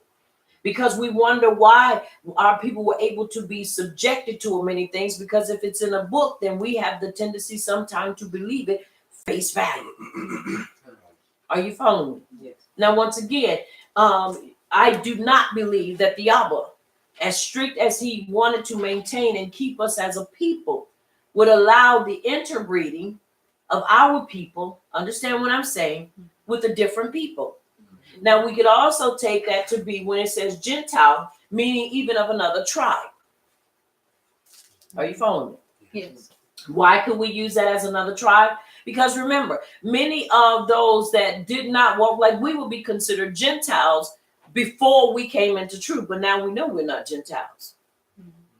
We know we're not now. We know we are a people. We have a history. We have a people that we are connected to. So the thing of it is this could possibly as well be the connection with how Ephraim is to spread, because you have the different tribes. Now, just say, for instance, and we're going to get down to that. You have you have Shimeon, and then you have someone from Reuben, and these two are there. You have him who is in who has sold himself for whatever reason. And now he says, well, I'm going to give you this issue because between the two of you, I'm able to bring forth seed. And now that are mixed, that now come forth. Does that make sense? Yes. Y'all sure? Yes. The reason I am saying this is because I would prefer to believe that than to believe that there will be some people from another culture, like European people. And now you're bringing them forth to bring slaves, which we have never heard of. The mulatto, no. Are you following me? There has been no people that have been in slavery and in bondage like our people. This is important to understand. So once again, when we hear the word Gentile, it is important that we understand there were those that from the different tribes that would end up getting themselves in these positions, which would also could answer the question as how we have this multitude of different or diversity. When I mean that, when you have Simeon, someone from Simeon or from Reuben come together and they mate, now they bring forth, are you hearing me, children, but now they are of a mixed seed. But they're still what? A part of the tribe. But they are the mixed tribe, but they are not from somebody else outside of the 12 tribes. Are y'all following me? Yes. All right. Now, if she were a Yashraelite, the master would not be able to retain her when the Ish went free. Such a Isha may not belong to any of the original 7 nations which inhabited Canaan, as they were all subject to the decree of extermination. Now, once again, this poses a major question here. It says, if she is, or if she were a Yashraelite, the master would not be able to retain her when the Ish went free. If, why wouldn't she be? Remember, these judgments are set for who? The children of Yasharal. So this is important for us to understand. He is not creating a new breed of people. That is not that. But once again, as I said in the beginning, this is where we have to be careful, because this is where now you start seeing theories being put in place, and you start seeing many other things to plug up or to try to cover the different things that many may not have been able to answer at a time before. Does that make sense? Yes. All right. Now, let's look at verse 5. My Isha, that is the bondwoman. The slave's ear was not to be bored unless he made a full declaration as contained in this verse. Now, once again, this is very important. If this, but in verse 4, let's go back and look at verse 4 when it says this. If she is Yashraelite, if she is a Yashraelite, then she cannot, or he cannot keep her. She's free to go. So in verse 5, and if thy servant plainly says, I have my master, my Isha, and my children, I will not go out free, then it's important that we understand that there has to be something else that will correlate with that. Because once again, we have to understand Abba Yahuwah is not and was never trying to create another group of people. That's important for us to understand. Now, he had to make a full declaration that he would stay there and that he wanted to be there. Why? Because if this master attained another woman from somewhere else and he wanted to bring seed, now I'm not saying that there were not, because you had many things going on. We would have never thought that our ancestors and forefathers would have gotten into idolatry worship, but they did. We would have never thought that they would have sold their children or took them to Molech and burned brand new babies alive. We wouldn't have never thought they would result to such diabolical plans, but they did. So it's important that we understand that there were things that I believe that they were doing, and that these things had to have a standard even placed upon them. Are you following me? Yes. All right. Bring him unto Yahuwah. That is before the court, his original vendors, whom the master must consult. The judges are to be understood under the term Yahuwah, because they execute his judgments on the errant. The matter is referred to Yahuwah, and we can see that in 18 and 19. That is, he will decide whether the man is to be degraded. Now, once again, you have to understand that is to be decided to be degraded. When we see that word say degraded, most of the times we can only reflect on it as saying what the Europeans had done and continue to do.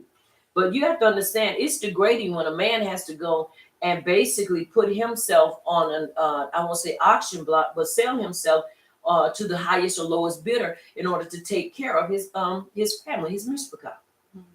That's degrading, because now you realize I'm supposed to have that, but I don't have that, either because of foolish choices, mistakes, decisions, or because of mismanagement.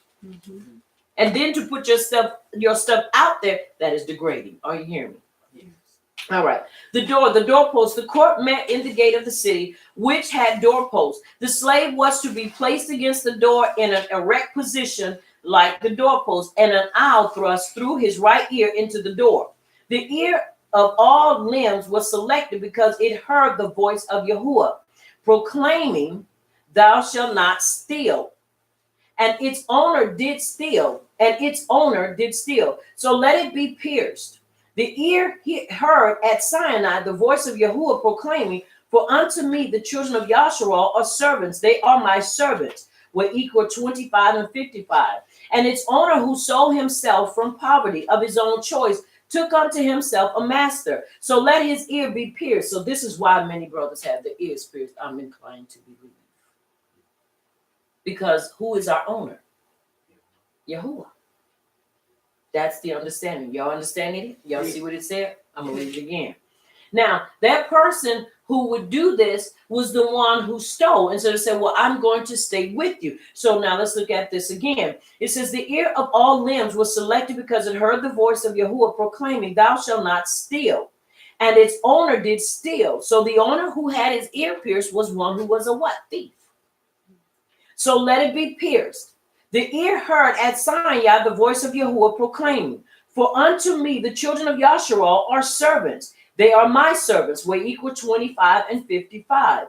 And its owner, who sold himself from poverty of his own choice, took unto himself a master. So let his ears be pierced.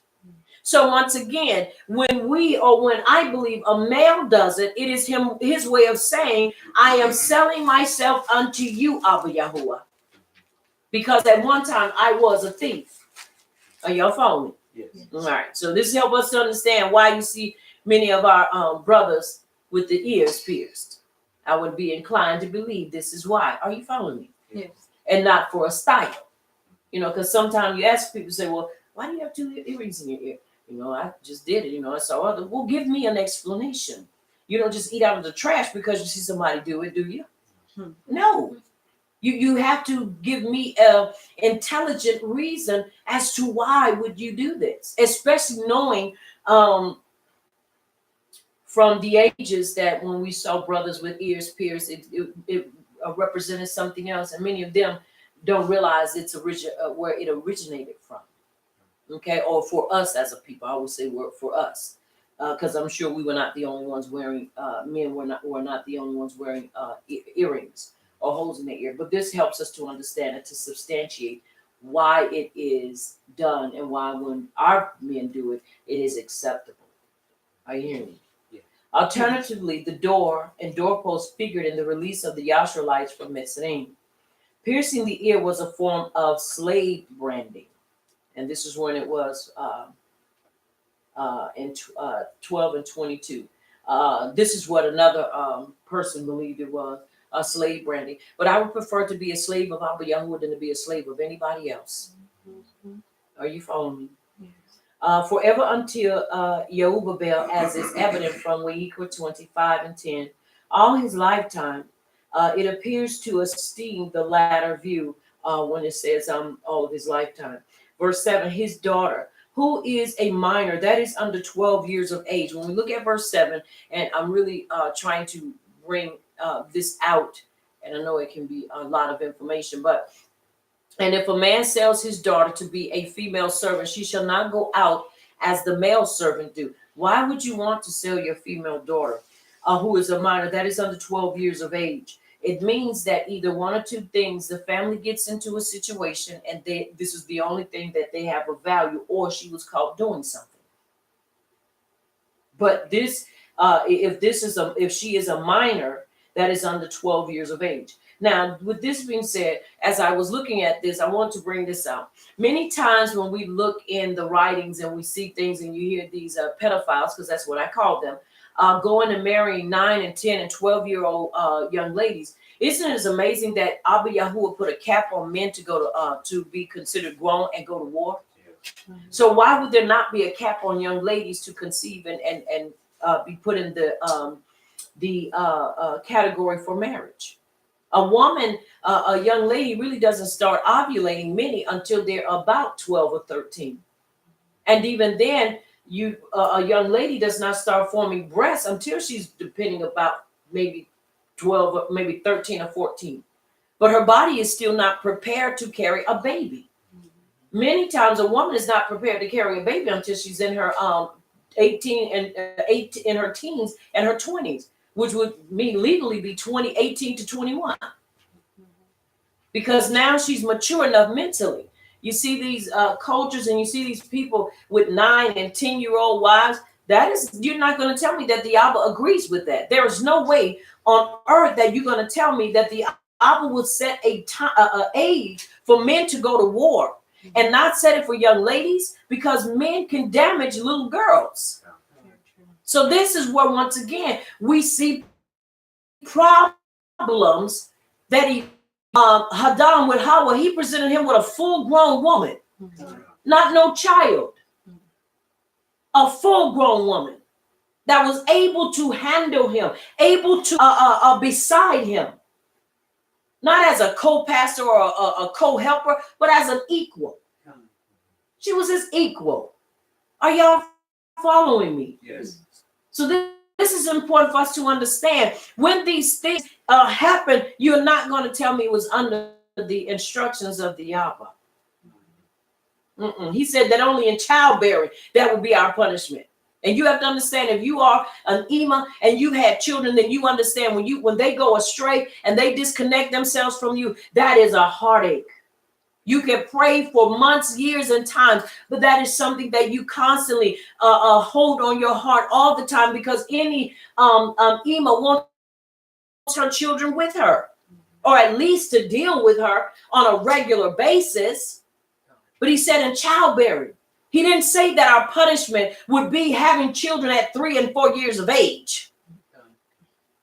So it's important that we understand a lot of these things were put in here to keep us ignorant concerning certain things. Are y'all following me? And I know many think, well, that's just, you're just saying that out of your emotions. To a degree, yes, because it's one of those things that get on my righteous nerves, to see men that would dare and go and marry a 9-year-old when you have a 25 or a 30-year-old woman, if you would just learn how to appeal to her and catch her attention. But you have to get a child. That says what level you're on. That says that you are not mature. So that these are the things that we have to look at as a people. And it is so. A maidservant, not a bondwoman, but with a view to marriage with the master or his son. The purchase money being the payment made to the bride's Abba. Now, once again, it's talking about who is a minor, that is under 12 years of age. This person cannot. Now, when you go into verse 7, it is saying that this is why, or the other part of 7, not as a bondwoman, but as a view to marriage with either the master or with his son. Meaning that now you know what your daughter is going to get into. And when she gets a certain age, or sometime they would do it at that time. Are you following me? It's so many things and so many interpretations that are riding out there. But I still believe that the Abba would not marry off his daughters at no 12 and 13 years of age. I don't believe that. I don't. Go out as the men servants who gained their freedom on account of the loss of a tooth or eye, verses 26. But she shall go out after 6 years, or in the Yubabel, or if a minor when she reaches puberty, whichever is earliest. So once again, these are the judgments or the standards that were set. Are you following me? For this time. Once again, you have to evaluate and look at why judgments were set up. for our people. Then you must understand, if these are the judgments that are set up for our people, and we have a group of people that are with us that are not Ibram, then what do they have to do? They have to fall in line. But if we are over the line and all zigzagging and not being true to it, then they are not either. So it's important we understand that. All right. Verse 8, please not her master for marriage, exposed her. He ought to have designated her to be his Isha.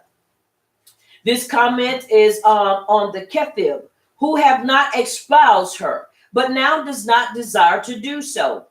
Let her be redeemed. The master has the duty to assist her redemption by deducting from her ransom money the pay due to her for the service she rendered to him. Now, once again, it is she goes to work, pay off whatever debt it is. But as she matures and he looks and he says, well, this is, I desire her, so I'm going to take her as my what? Isha. Then he can groom her for that. But if not, then he has to pay her and she's able to go. So she doesn't lose out. Because remember now, the whole time she's there, she's not free. Or, watch this, as we read in the other verse, he could turn around and take her and he could present her to another Yashraelite. And they can be married and bring forth children. Are y'all following me? Yes. All right. Now, it says, a foreign people, that is to another Yashraelite. Neither her master nor father may resell her. Now, a foreign people. Now, isn't it crazy? It says that is to another Yashraelite. In other words, to another tribe. But you just said if it's a Gentile woman, which is also us as a people when we're outside of truth. But you can't be sold. We can't sell each other to each other. Are y'all following me? Yes. All right. A similar interpretation, and it explains a foreign people to mean that she may not be sold to another Yashraelite who may turn out to be strange or foreign in his conduct towards her, like the first master. Opposing this view, one of the interpreters opposes this view, urges that there is not a parallel in scripture for the use of people in the sense of a man, and contends that the word is to be understood literally. She may not be sold to a heathen people, that she may not be sold to another Yashraelite. He derives from the phrase, seeing that he have dealt deceitfully with her. In other words, she cannot be sold, period. She is not to be sold. If you buy her, then you deal deceitfully with her by saying, I'm going to get you and I'm going to do this. Then you turn around and sell her. Now what happens? Now that is added on to her debt.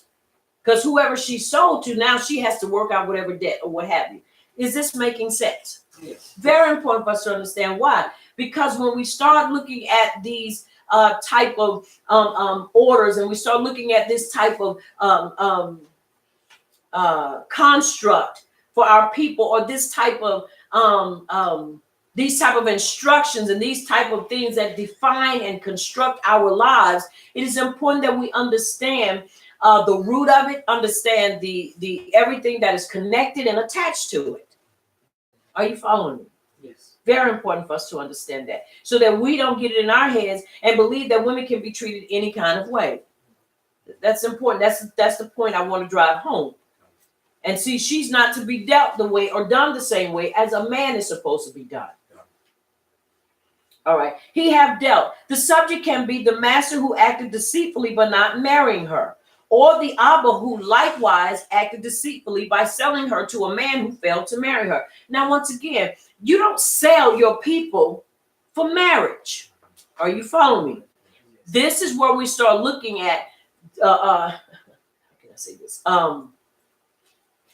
This is where we have to be a people that are willing to dig deeper and go beyond the surface. What do I mean by that? And all that we have read and that we have come to understand about us as a people, and even the interwoven and the misinterpretation of our writings and the mixing of our writings, we have come to truly understand certain things. One of those certain things that many of our stuff and our root and our foundation has been tampered with. So when we began to talk about selling and buying, it automatically throws you off this path and puts you on a whole nother road. Are you following me? Why do I bring these out? I say it over and over again, and I just pray that you all don't miss me, but you follow me. Is that the reason I bring these out is so that we as a people can see where these things have come in and how it has infiltrated, how it has gotten into the minds and into the hearts of us as a people. We do not sell our people. Are you following me? It is at the discretion of the interpreter and the term or the terminology that is used in order to keep us on the path that we're following or to divert us onto another path. As we read, if she is put into this position, now the thing of it is the reason why he does puts her in that position is because it is for marriage, not to sell her. Are you following me? Yes. Not to sell her. And so with that being said, it's important for us to understand that how a woman is handled is differently from a man. So you think, well, what happens to a woman if she gets into trouble? It would be the same thing. But let's look at it in this manner. Well, if you're just say your daughter or someone was caught doing something, a misdemeanor, and she was caught stealing. Well, the person she was caught stealing from, now she's indebted to that person. And so now what happens is she has to work for him. And the reason it is brought to this level is because now it is looked upon that now he is going to marry her. Okay, so this whole situation can be worked out. But if he changes or says, I decide not to do it, now what happens is she spent all that time there. When let's look at it in this manner, the debt could have been paid and she could have been free to do whatever, or been in a position to be married by somebody else. This is why it says, he have dealt deceitfully. The subject can be the master who acted deceitfully by not marrying her, or the Abba who likewise acted deceitfully by selling her to a man who failed to marry her. Not so much to sell her, but to bond her out, not bond her out, but to, let's look at it, put her in a position of servitude. Okay? Servitude. Does that make sense? Yes. Now, in her servitude, this, even though it does sell, says if a man sells his daughter to be a female servant, she shall not go out as the male servants. But why would he put her in that position to what we would look at is consider selling her? He's not selling her. It's almost like he's bartering her.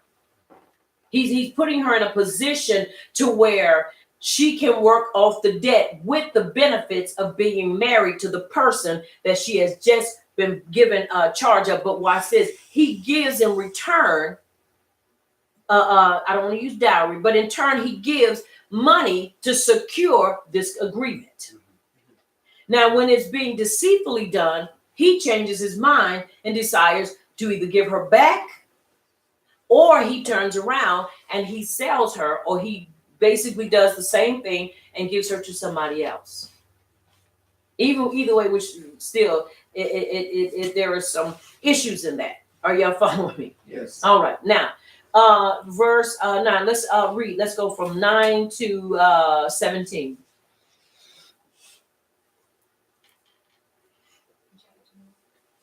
Mm-hmm. 2:17.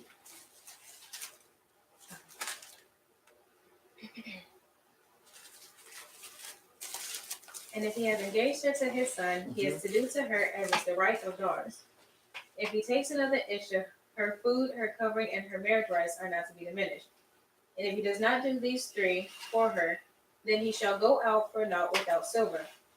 He who strikes a man so that he dies shall certainly be put to death. But if he did not lie in wait, but Yahuwah delivered him into his hand, then I shall appoint for you a place where he is to flee.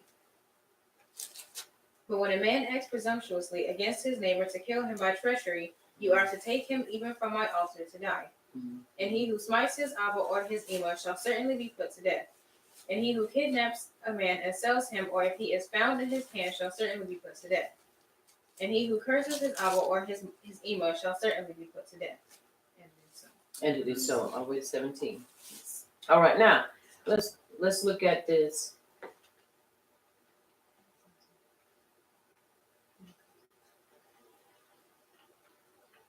All right, let's look at this. Now let's keep this in mind. We're still along the thread of the conversation of the daughter being sold. Okay, we've dealt with that being sold to this man. Remember, if he doesn't take her, but he betroths her to his son.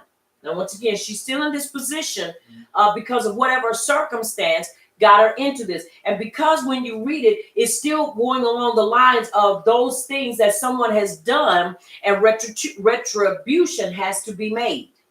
Okay? We know that regardless of male or female, we know there are certain things that sometimes children do. And if this is not a minor. Now, let's keep in mind, once again, the thread of the conversation. And if he has betrothed her to his son, he shall deal with her according to the custom of daughters. Unto his son, the son, if the Abba consents, may avail himself of the latter's right to betroth her unto himself without any formal act of betrothal, but by declaring her to be designated to him by virtue of the purchase money which his Abba paid for her. He shall deal. The subject is the son to whom she is betrothed, after the manner of daughters of Yasharal who are not sold, by treating her as a Isha and rendering himself liable for her maintenance and conjugal rights. Now, let's before we even get into that part, let's deal with the customs of the daughters. He shall deal with her like his own daughter in terms of dowry and food. He has not married her, and neither has his son. Are y'all following me? Yes. Which means that he has to treat her like a daughter. She has to have rations. She has to be treated like she belongs and not just somebody cast aside. Now, let's look at this again. He shall deal. The subject is the son to whom she is betrothed. Betrothal means that he is going to marry her. He's going to set forth, make this his Isha, and so forth. Now, after the manner of daughters of Yasharal, who are not sold, by treating her as a wife and rendering himself liable for her maintenance and conjugal rights. In other words, if he does take her, he has to do these. If he does not, he is still responsible for her well-being. Watch this. Even if she is not his Isha. Right. Because he's taken on the responsibility. This is where I believe a lot of times people use these verses for polygamy. But if we look at how her life has gone through all of these ins and outs and these turns and these crossroads, you can see why you're responsible. Because if you're here and you have her in your possession, you are responsible. Right. Are you following me? Yes. You're responsible for taking care of her. Now listen what it says. This is even if he does not marry her now. Are y'all following me? Yes. This is what he has to do. Now, in verse 10, if he takes another Isha, he shall not diminish her food or her clothing. The issue comes here is if he takes another wife as though he's already married the first one. Are y'all following me? Yes. Now, once again, I'm not saying that in this respect that he has not or that he has taken her as a wife. Listen to what I'm saying. If he does take another wife, then he is responsible for taking care of her if he's married her. If he does not marry her, he still has to take care of her as if she is his Isha. Are you following me? Yes. It follows in the lines of what? Deceit. Let's go back and look at this so you can see what I'm saying in verse 8. If she does not please her master who has betrothed her to himself, then he shall let her be redeemed. If she is not redeemed, then he has no right to sell her to a foreign people, since he has dealt deceitfully with her. Now listen, if he has, now that's one scenario. That's one scenario. He's dealt deceitfully with her because he did not marry her. The second scenario, if he has betrothed her to his son, that's a whole different scenario, dealing with the same individual. He shall deal with her according to the custom of daughters. He shall not basically relinquish or diminish her portion because he did not marry her. Right. Now, when you get with the son, he deals with her, but now when it comes into 10, verse 10, it's like 9 and 10, they deal, but they don't. If he has betrothed her to his son, he shall deal with her according to the custom of daughters. Mm-hmm. What does that mean? That he has to take care of her. Because like a daughter, not like an Isha.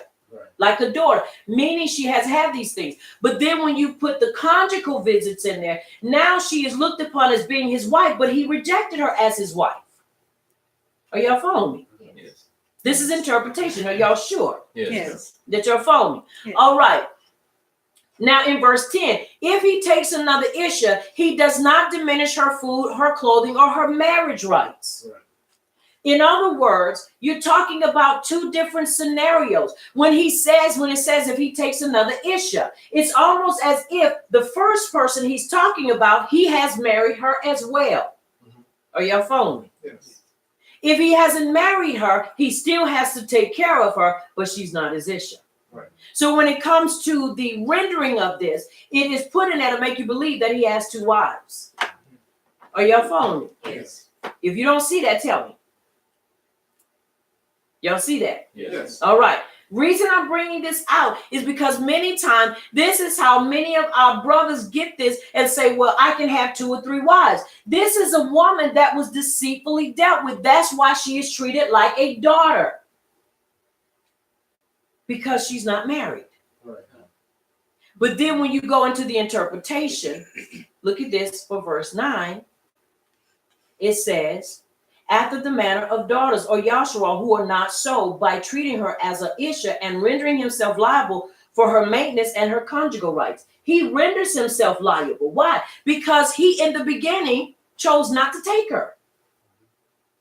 So now what happens? He is forced to do these things. So you know they have to put in their but you don't, once again, if we're talking about customs of daughters, then why does she have to have conjugal rights by him? Are y'all following me? Yes. Yes.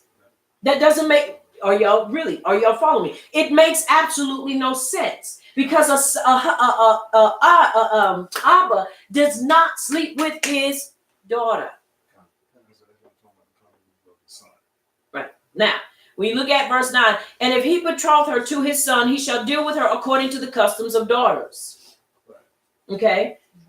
Now what? He will deal with her like his own daughter in terms of dowry and food. He will deal with her in terms of dowry and with food. He will take care of her. Are y'all seeing that? Yes. Because let's go back up once again to the thread of this conversation.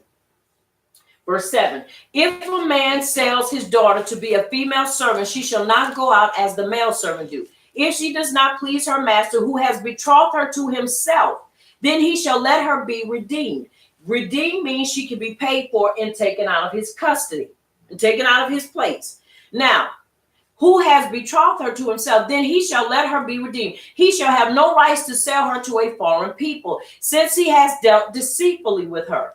And if he has betrothed her to his son, he shall deal with her according to the customs of daughters. 2 different scenarios. Right. Okay? 2 different. This is talking about 2 different people. Then when you jump down to 10, and it says, if he takes another wife, he shall not diminish her food or her clothing or her marriage rights. She doesn't lose that. But if you're going to deal with her as the custom of a daughter, you have to take care of her because you chose not to. But then if he takes and says he's going to betroth this woman to his son. Now watch this, that he has not dealt deceitfully with.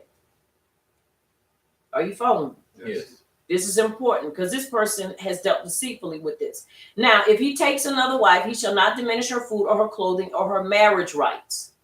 A man is allowed, now this is what this person says, to marry 2 wives as long as he promised to take care of the first wife's food, clothing, and housing needs. Now listen what it says. In order for him to take a second wife, he would have to do the same for the second. The model in Torah was for the second wife to have a separate tent meeting, another house in our society today. Now, the problem comes in is that this woman that he was talking about is one that he betrothed, but he chose not to take her.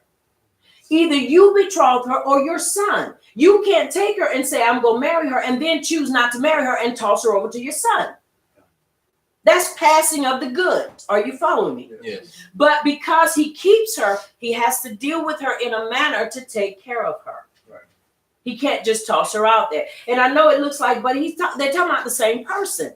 But if you betroth to a woman and you are the father, then you turn around and say, I'm not pleased with her, I'm going to toss her to you.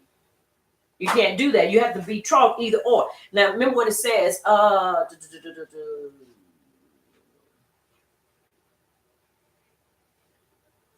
look up in here.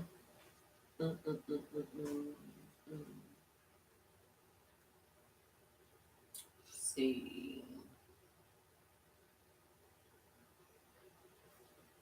Right. And if he doesn't, then she's supposed to be redeemed. She's supposed to be redeemed if he does not.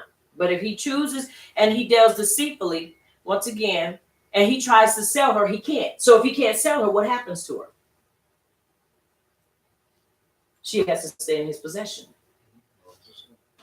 She has to stay there, but he has to still take care of her. Because think about it, if not, there's a loophole there. If we don't look at that, what if he doesn't want her? And what if the son doesn't want her in the very beginning? Say he says, well, I'm not going to even go down that line. Then the son says, I don't want her either, but you bought her. So what happens? You redeem her, but what if she can't go back to her father? So who takes care of her? Whoever she's in possession of. He has to take care of her. Because then that way you don't have to worry about homeless people. You don't have to worry about people being treated unjustly. Are you hearing me? Yes. It's not rewriting the rules. It is showing the quality and showing the balance of this. Because if there is no balance, then what happens? We become a people out of balance.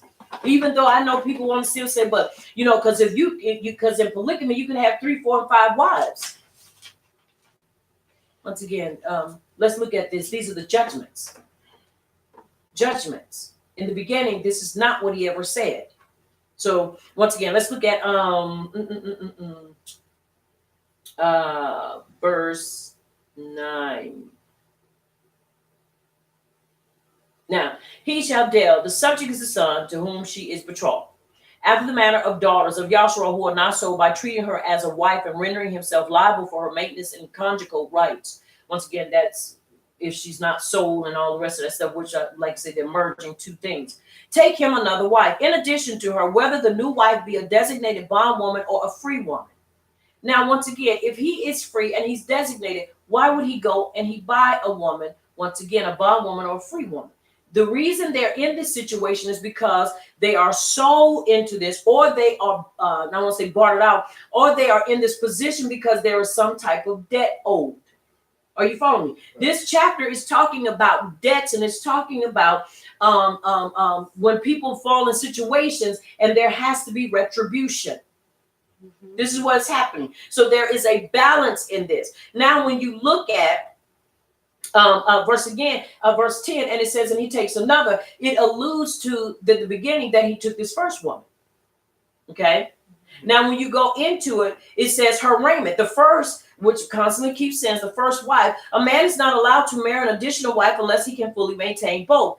This defines that the Hebrew word not as raiment, but bedding, which is in 22 and 26. Why am I reading this? Because I want to continue to show you once again, he is responsible for taking care of her because he took her. Now, if he marries a person, this is the person he chose to marry because it's by what? Choice. Right.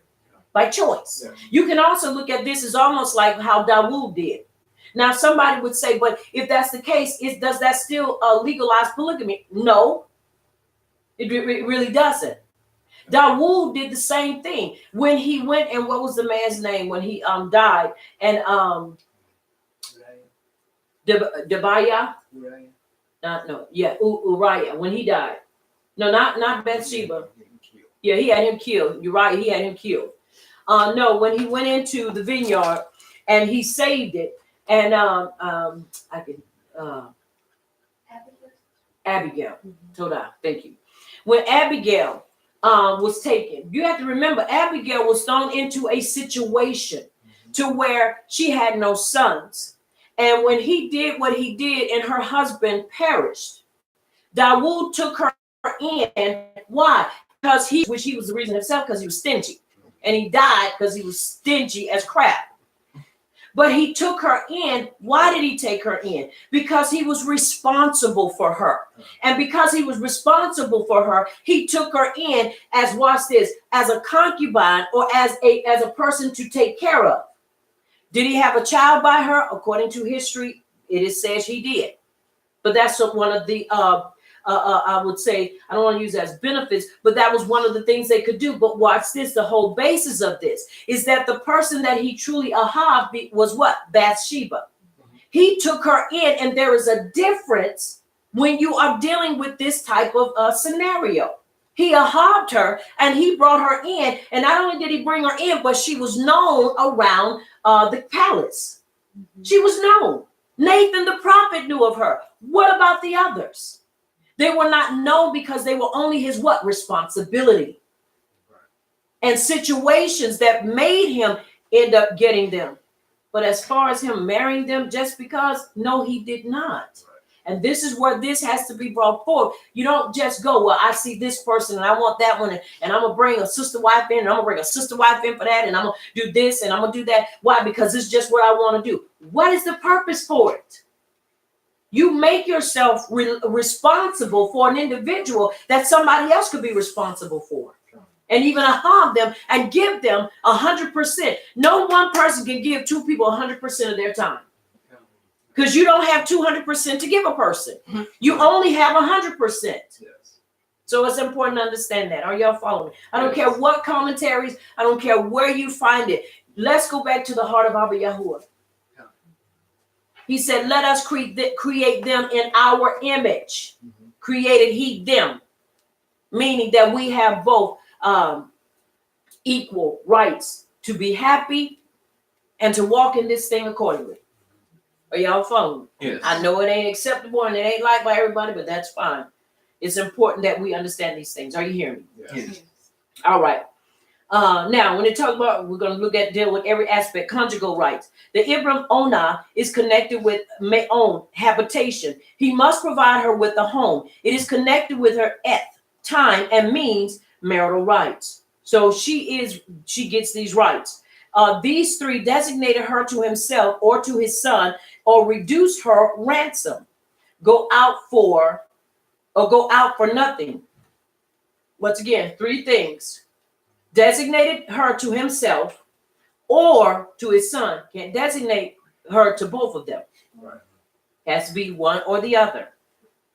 Or reduces her ransom.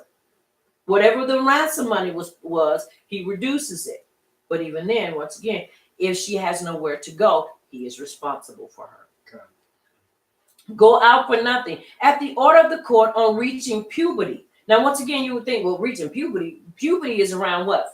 6, that's the time, 12. No, she would still be there. She would go out for nothing at the order of the court on reaching puberty. Puberty can hit at 12. Nowadays, it's a little younger. But once again, when you read it and we look in here, according to verse 4, no, not 4.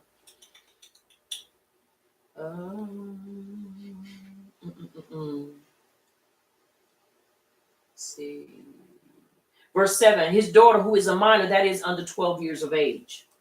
So if he ransoms her at that time and she reaches 12 puberty and they release her, that means she has not stayed there. And so if she's a minor, you really can't ransom them out. But puberty, in many cases for some women, is not 12, sometimes 15.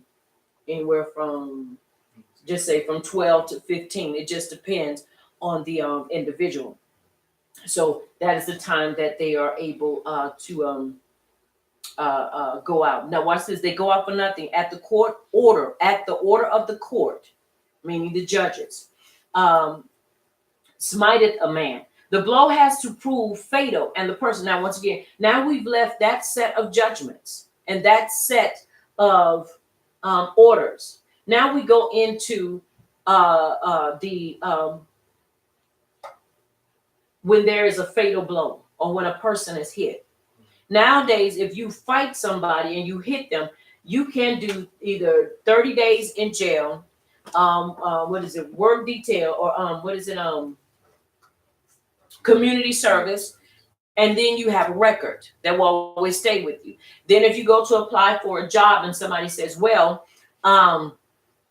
what did you do? Well, I got into a brawl. Now you're labeled as a person that fights. You're labeled as a hothead. You're labeled as all these things, and they don't know what happened. Are you following? Yes. These are the things that are put out there. Now, the blow has to prove fatal, and the person killed must be viable and not a premature child of the type which cannot survive. Since the preceding verse deals with an Ibram slave or bondwoman, it follows that here a Yashraelite is meant. So that means if you strike a person or you smited the man, let's look at that verse. He who strikes a man so that he dies shall surely be put to death. So you know if you're fighting your own, which we know this is a no-brainer, we're not talking about people outside of Yahshua. We're talking about our people. Right. That when you fight them and you kill them, what is the punishment? He is to be put to death. No questions asked. You don't go before a jury. You don't go and they, well, what happened? Why was this? No, you did it. And this is what the law says. You are not supposed to do it and be able to live. Then you have people that will come and fight that. But this is what our instructions tell us.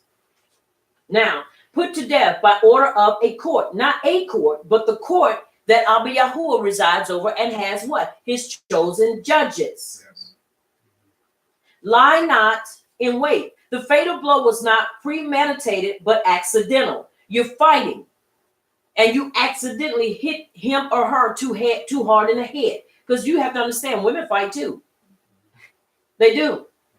But you record mostly the men. And so you get hit in the head, and you fall, and now this blow kills you. Are you following me? Yes. But you wasn't waiting behind the corner for them to come through, and then you cracked them in the head with a pole. Or you wait and you hit them in the head with a rock. Or you wait because you know you can get kicked in the head and die. You can get hit on the side of the head with a fist hard enough. Yeah, or in the chest, you can die. But this was an accident. But this is saying if you lie not in wait. The fatal blow was not premeditated but accidental.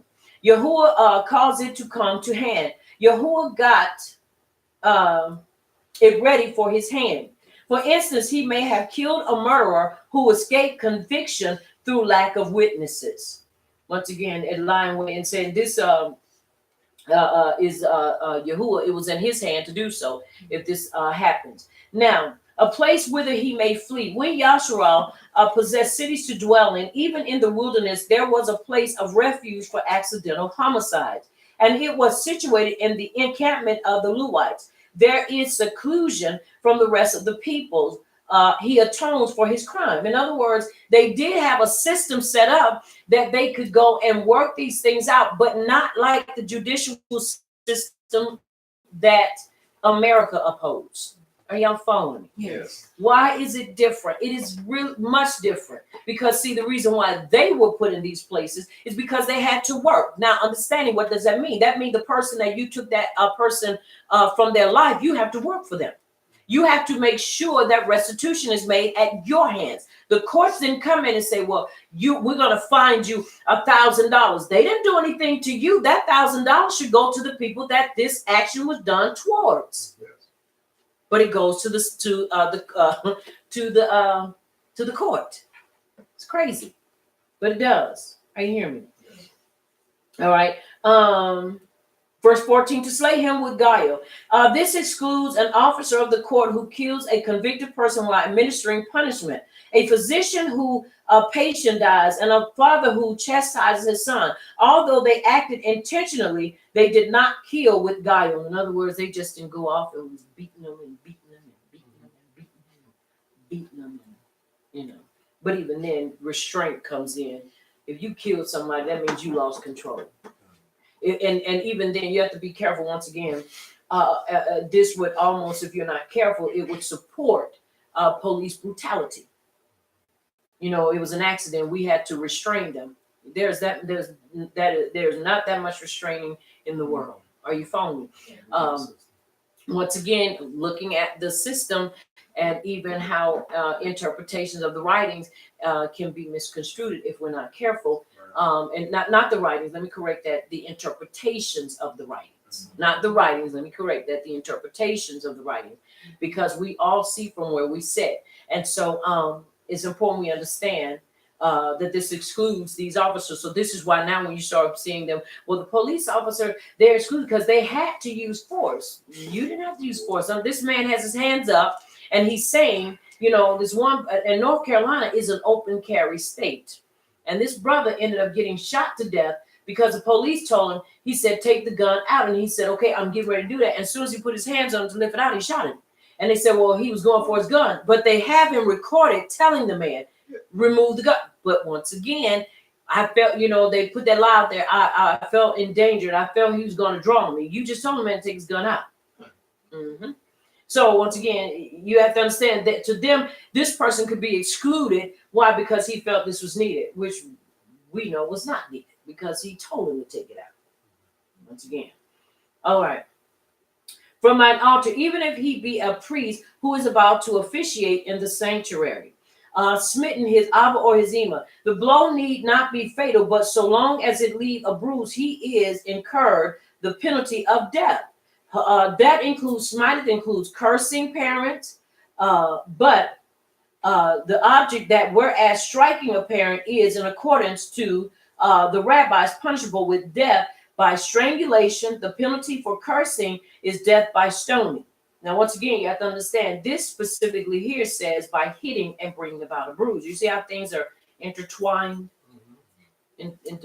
So if you basically are disrespectful to your parent, now they say, well, we're going to kill you. We're not going to give you a chance to correct that. But once again, who is the one who basically brought this forth? The what? Rabbis. But if we stick to the butt naked truth of it, what did it say? It says if they hit them and leave a bruise, they are to incur the penalty of death. But just because you disrespect a person, are you following me, does not mean that now you are to be beat to death.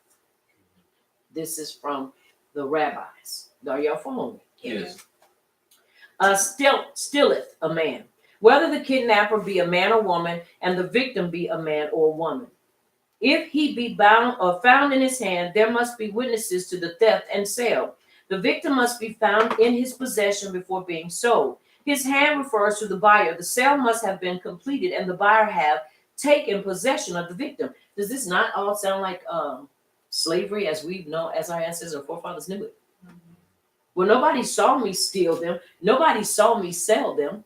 Nobody saw the exchanging of money. Are you following interpretation? As I said before, somebody would say, well, why would you read it? Because I want you to see what many interpretations reveal concerning the writings. It says that if you steal a man or a woman, or whether kidnapping, and they are found in your possession, this is where it says there has to be witnesses. But we understand that if you steal them and they say you stole them, then that alone says you are a thief. Are you following me? Yes. All right. Be put to death by strangulation wherever the method of execution is not specified in scripture. That is what is intended. But once again, if it is not specified, most of the time when people died in that time, how did they die? Stoning. Most of the time when people are hung, they what to death? Strangled. They're strangled and suffocated to death. Mm-hmm. That's when you hang a person. So basically, when you look at these things, and most of the time we see our people what? In the writings in the beginning, stoned to death. Right.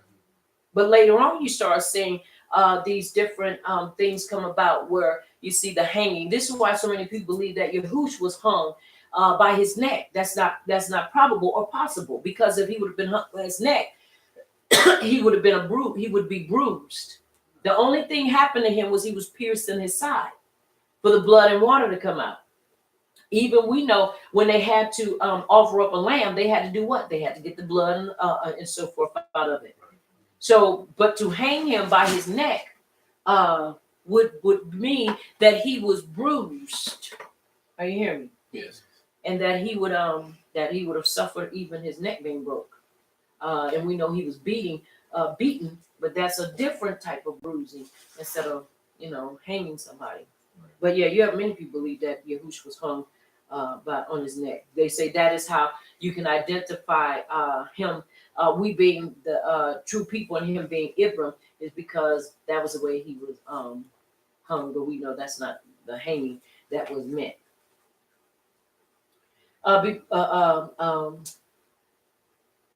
Cursed his Abba, whether he makes use of the divine name or not. In the act of cursing, a minor is excluded from this punishment, since the law in Wayikra 20:9 includes whatsoever man that is adult there be that curseth. Now, once again, interpretation, because the writings even tell us a disobedient child will not what? Live out his days. Now, I understand what that means. The reason you don't live out your days is because you get the party of rocking. They rocked you to death. They killed you. So it does. In other words, Yahuwah didn't put a cap on it. Man put a cap on it, because children, if they were disobedient, they had to be punished as well. Be put to death. In this case, the execution is by stoning, because in Wayikra 22:9, the phrase is, his blood shall be upon him, which denotes death by stoning. So it's important that we understand these things. All right. If men contend, here Scripture legislates for an indemnity to be paid for the loss of time during the period of disablement. I can't see. Disablement. And also for the cost of medical treatment. In verse 24, the law of compensation for the loss of limbs is laid down. If a limb is taken, they had to pay for it. Okay, with the stone or with his fist, the blow resulting from a stone would be more severe than that caused by a fist. Scripture specifies both to indicate that in both instances, there is necessity to estimate whether the blow might prove fatal, and consequently the attacker become guilty of murder.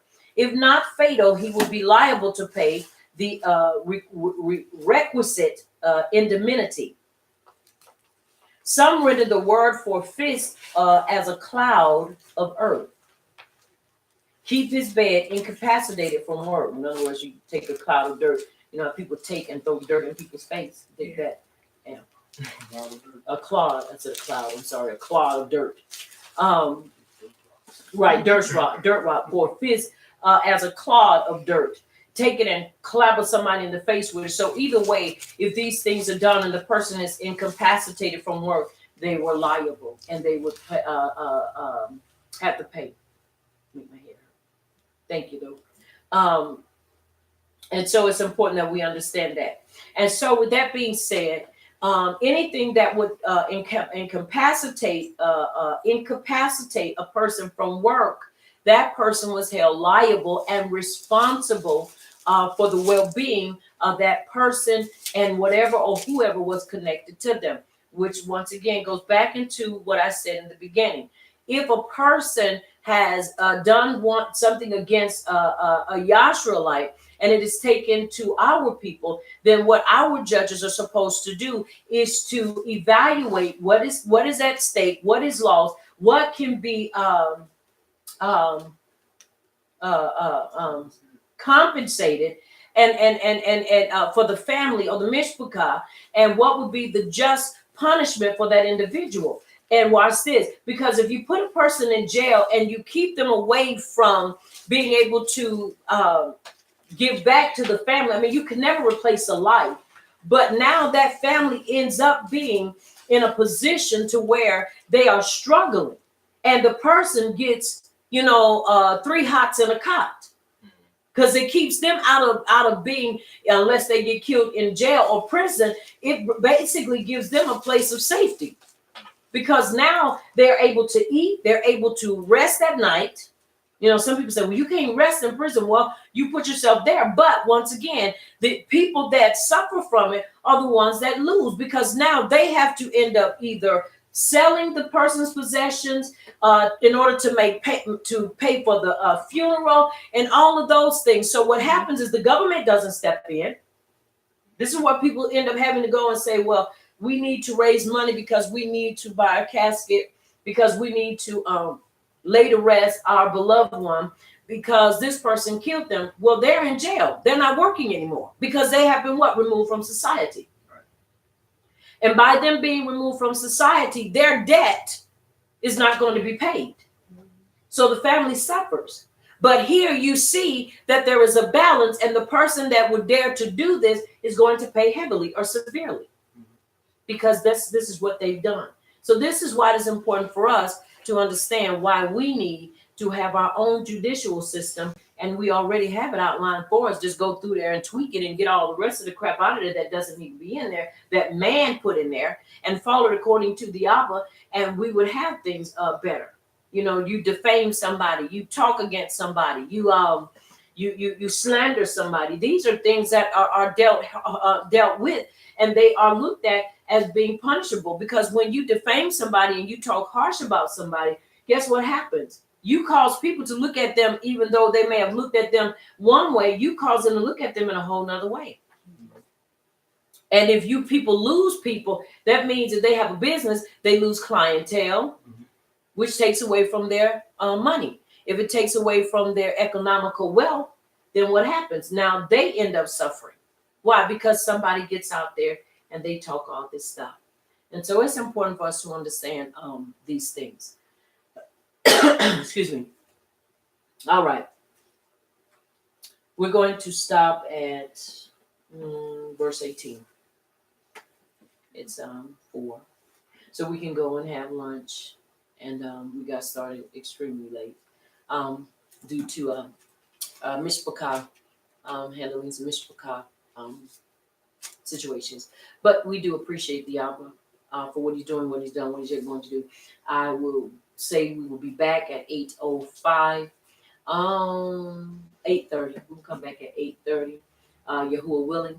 I pray that those of you that are with us will tune back in at 8:30 with us to finish the matter of the conclusion, or finish the conclusion to the matter of what we have learned, and to find ourselves truly desiring to walk and fulfill our obligations as citizens of the kingdom of the Abba. As we understand the kingdom that we reside in is the one that he has brought forth for us as his people. Once again, I want to say to you, continue to enjoy your Sabbath rest. We will be back at 8:30, Yahuwah willing, to bring forth the conclusion of the matter. I am Aliyah Yashua, and I am the leader of Messengers of Yahuwah's Kingdom, Hebraic Belief congregation located in South Carolina. I want you to remember, here at Messengers of Yahuwah's Kingdom, Hebraic Belief congregation, here is the place where the Torah does the body excellent. Until next time, may Abba Yahuwah Baruch atah and keep you in his shalom until we meet again. Also, I want you to remember that you've been touched by Champion TV, a place where the champions reside. In this home. You too.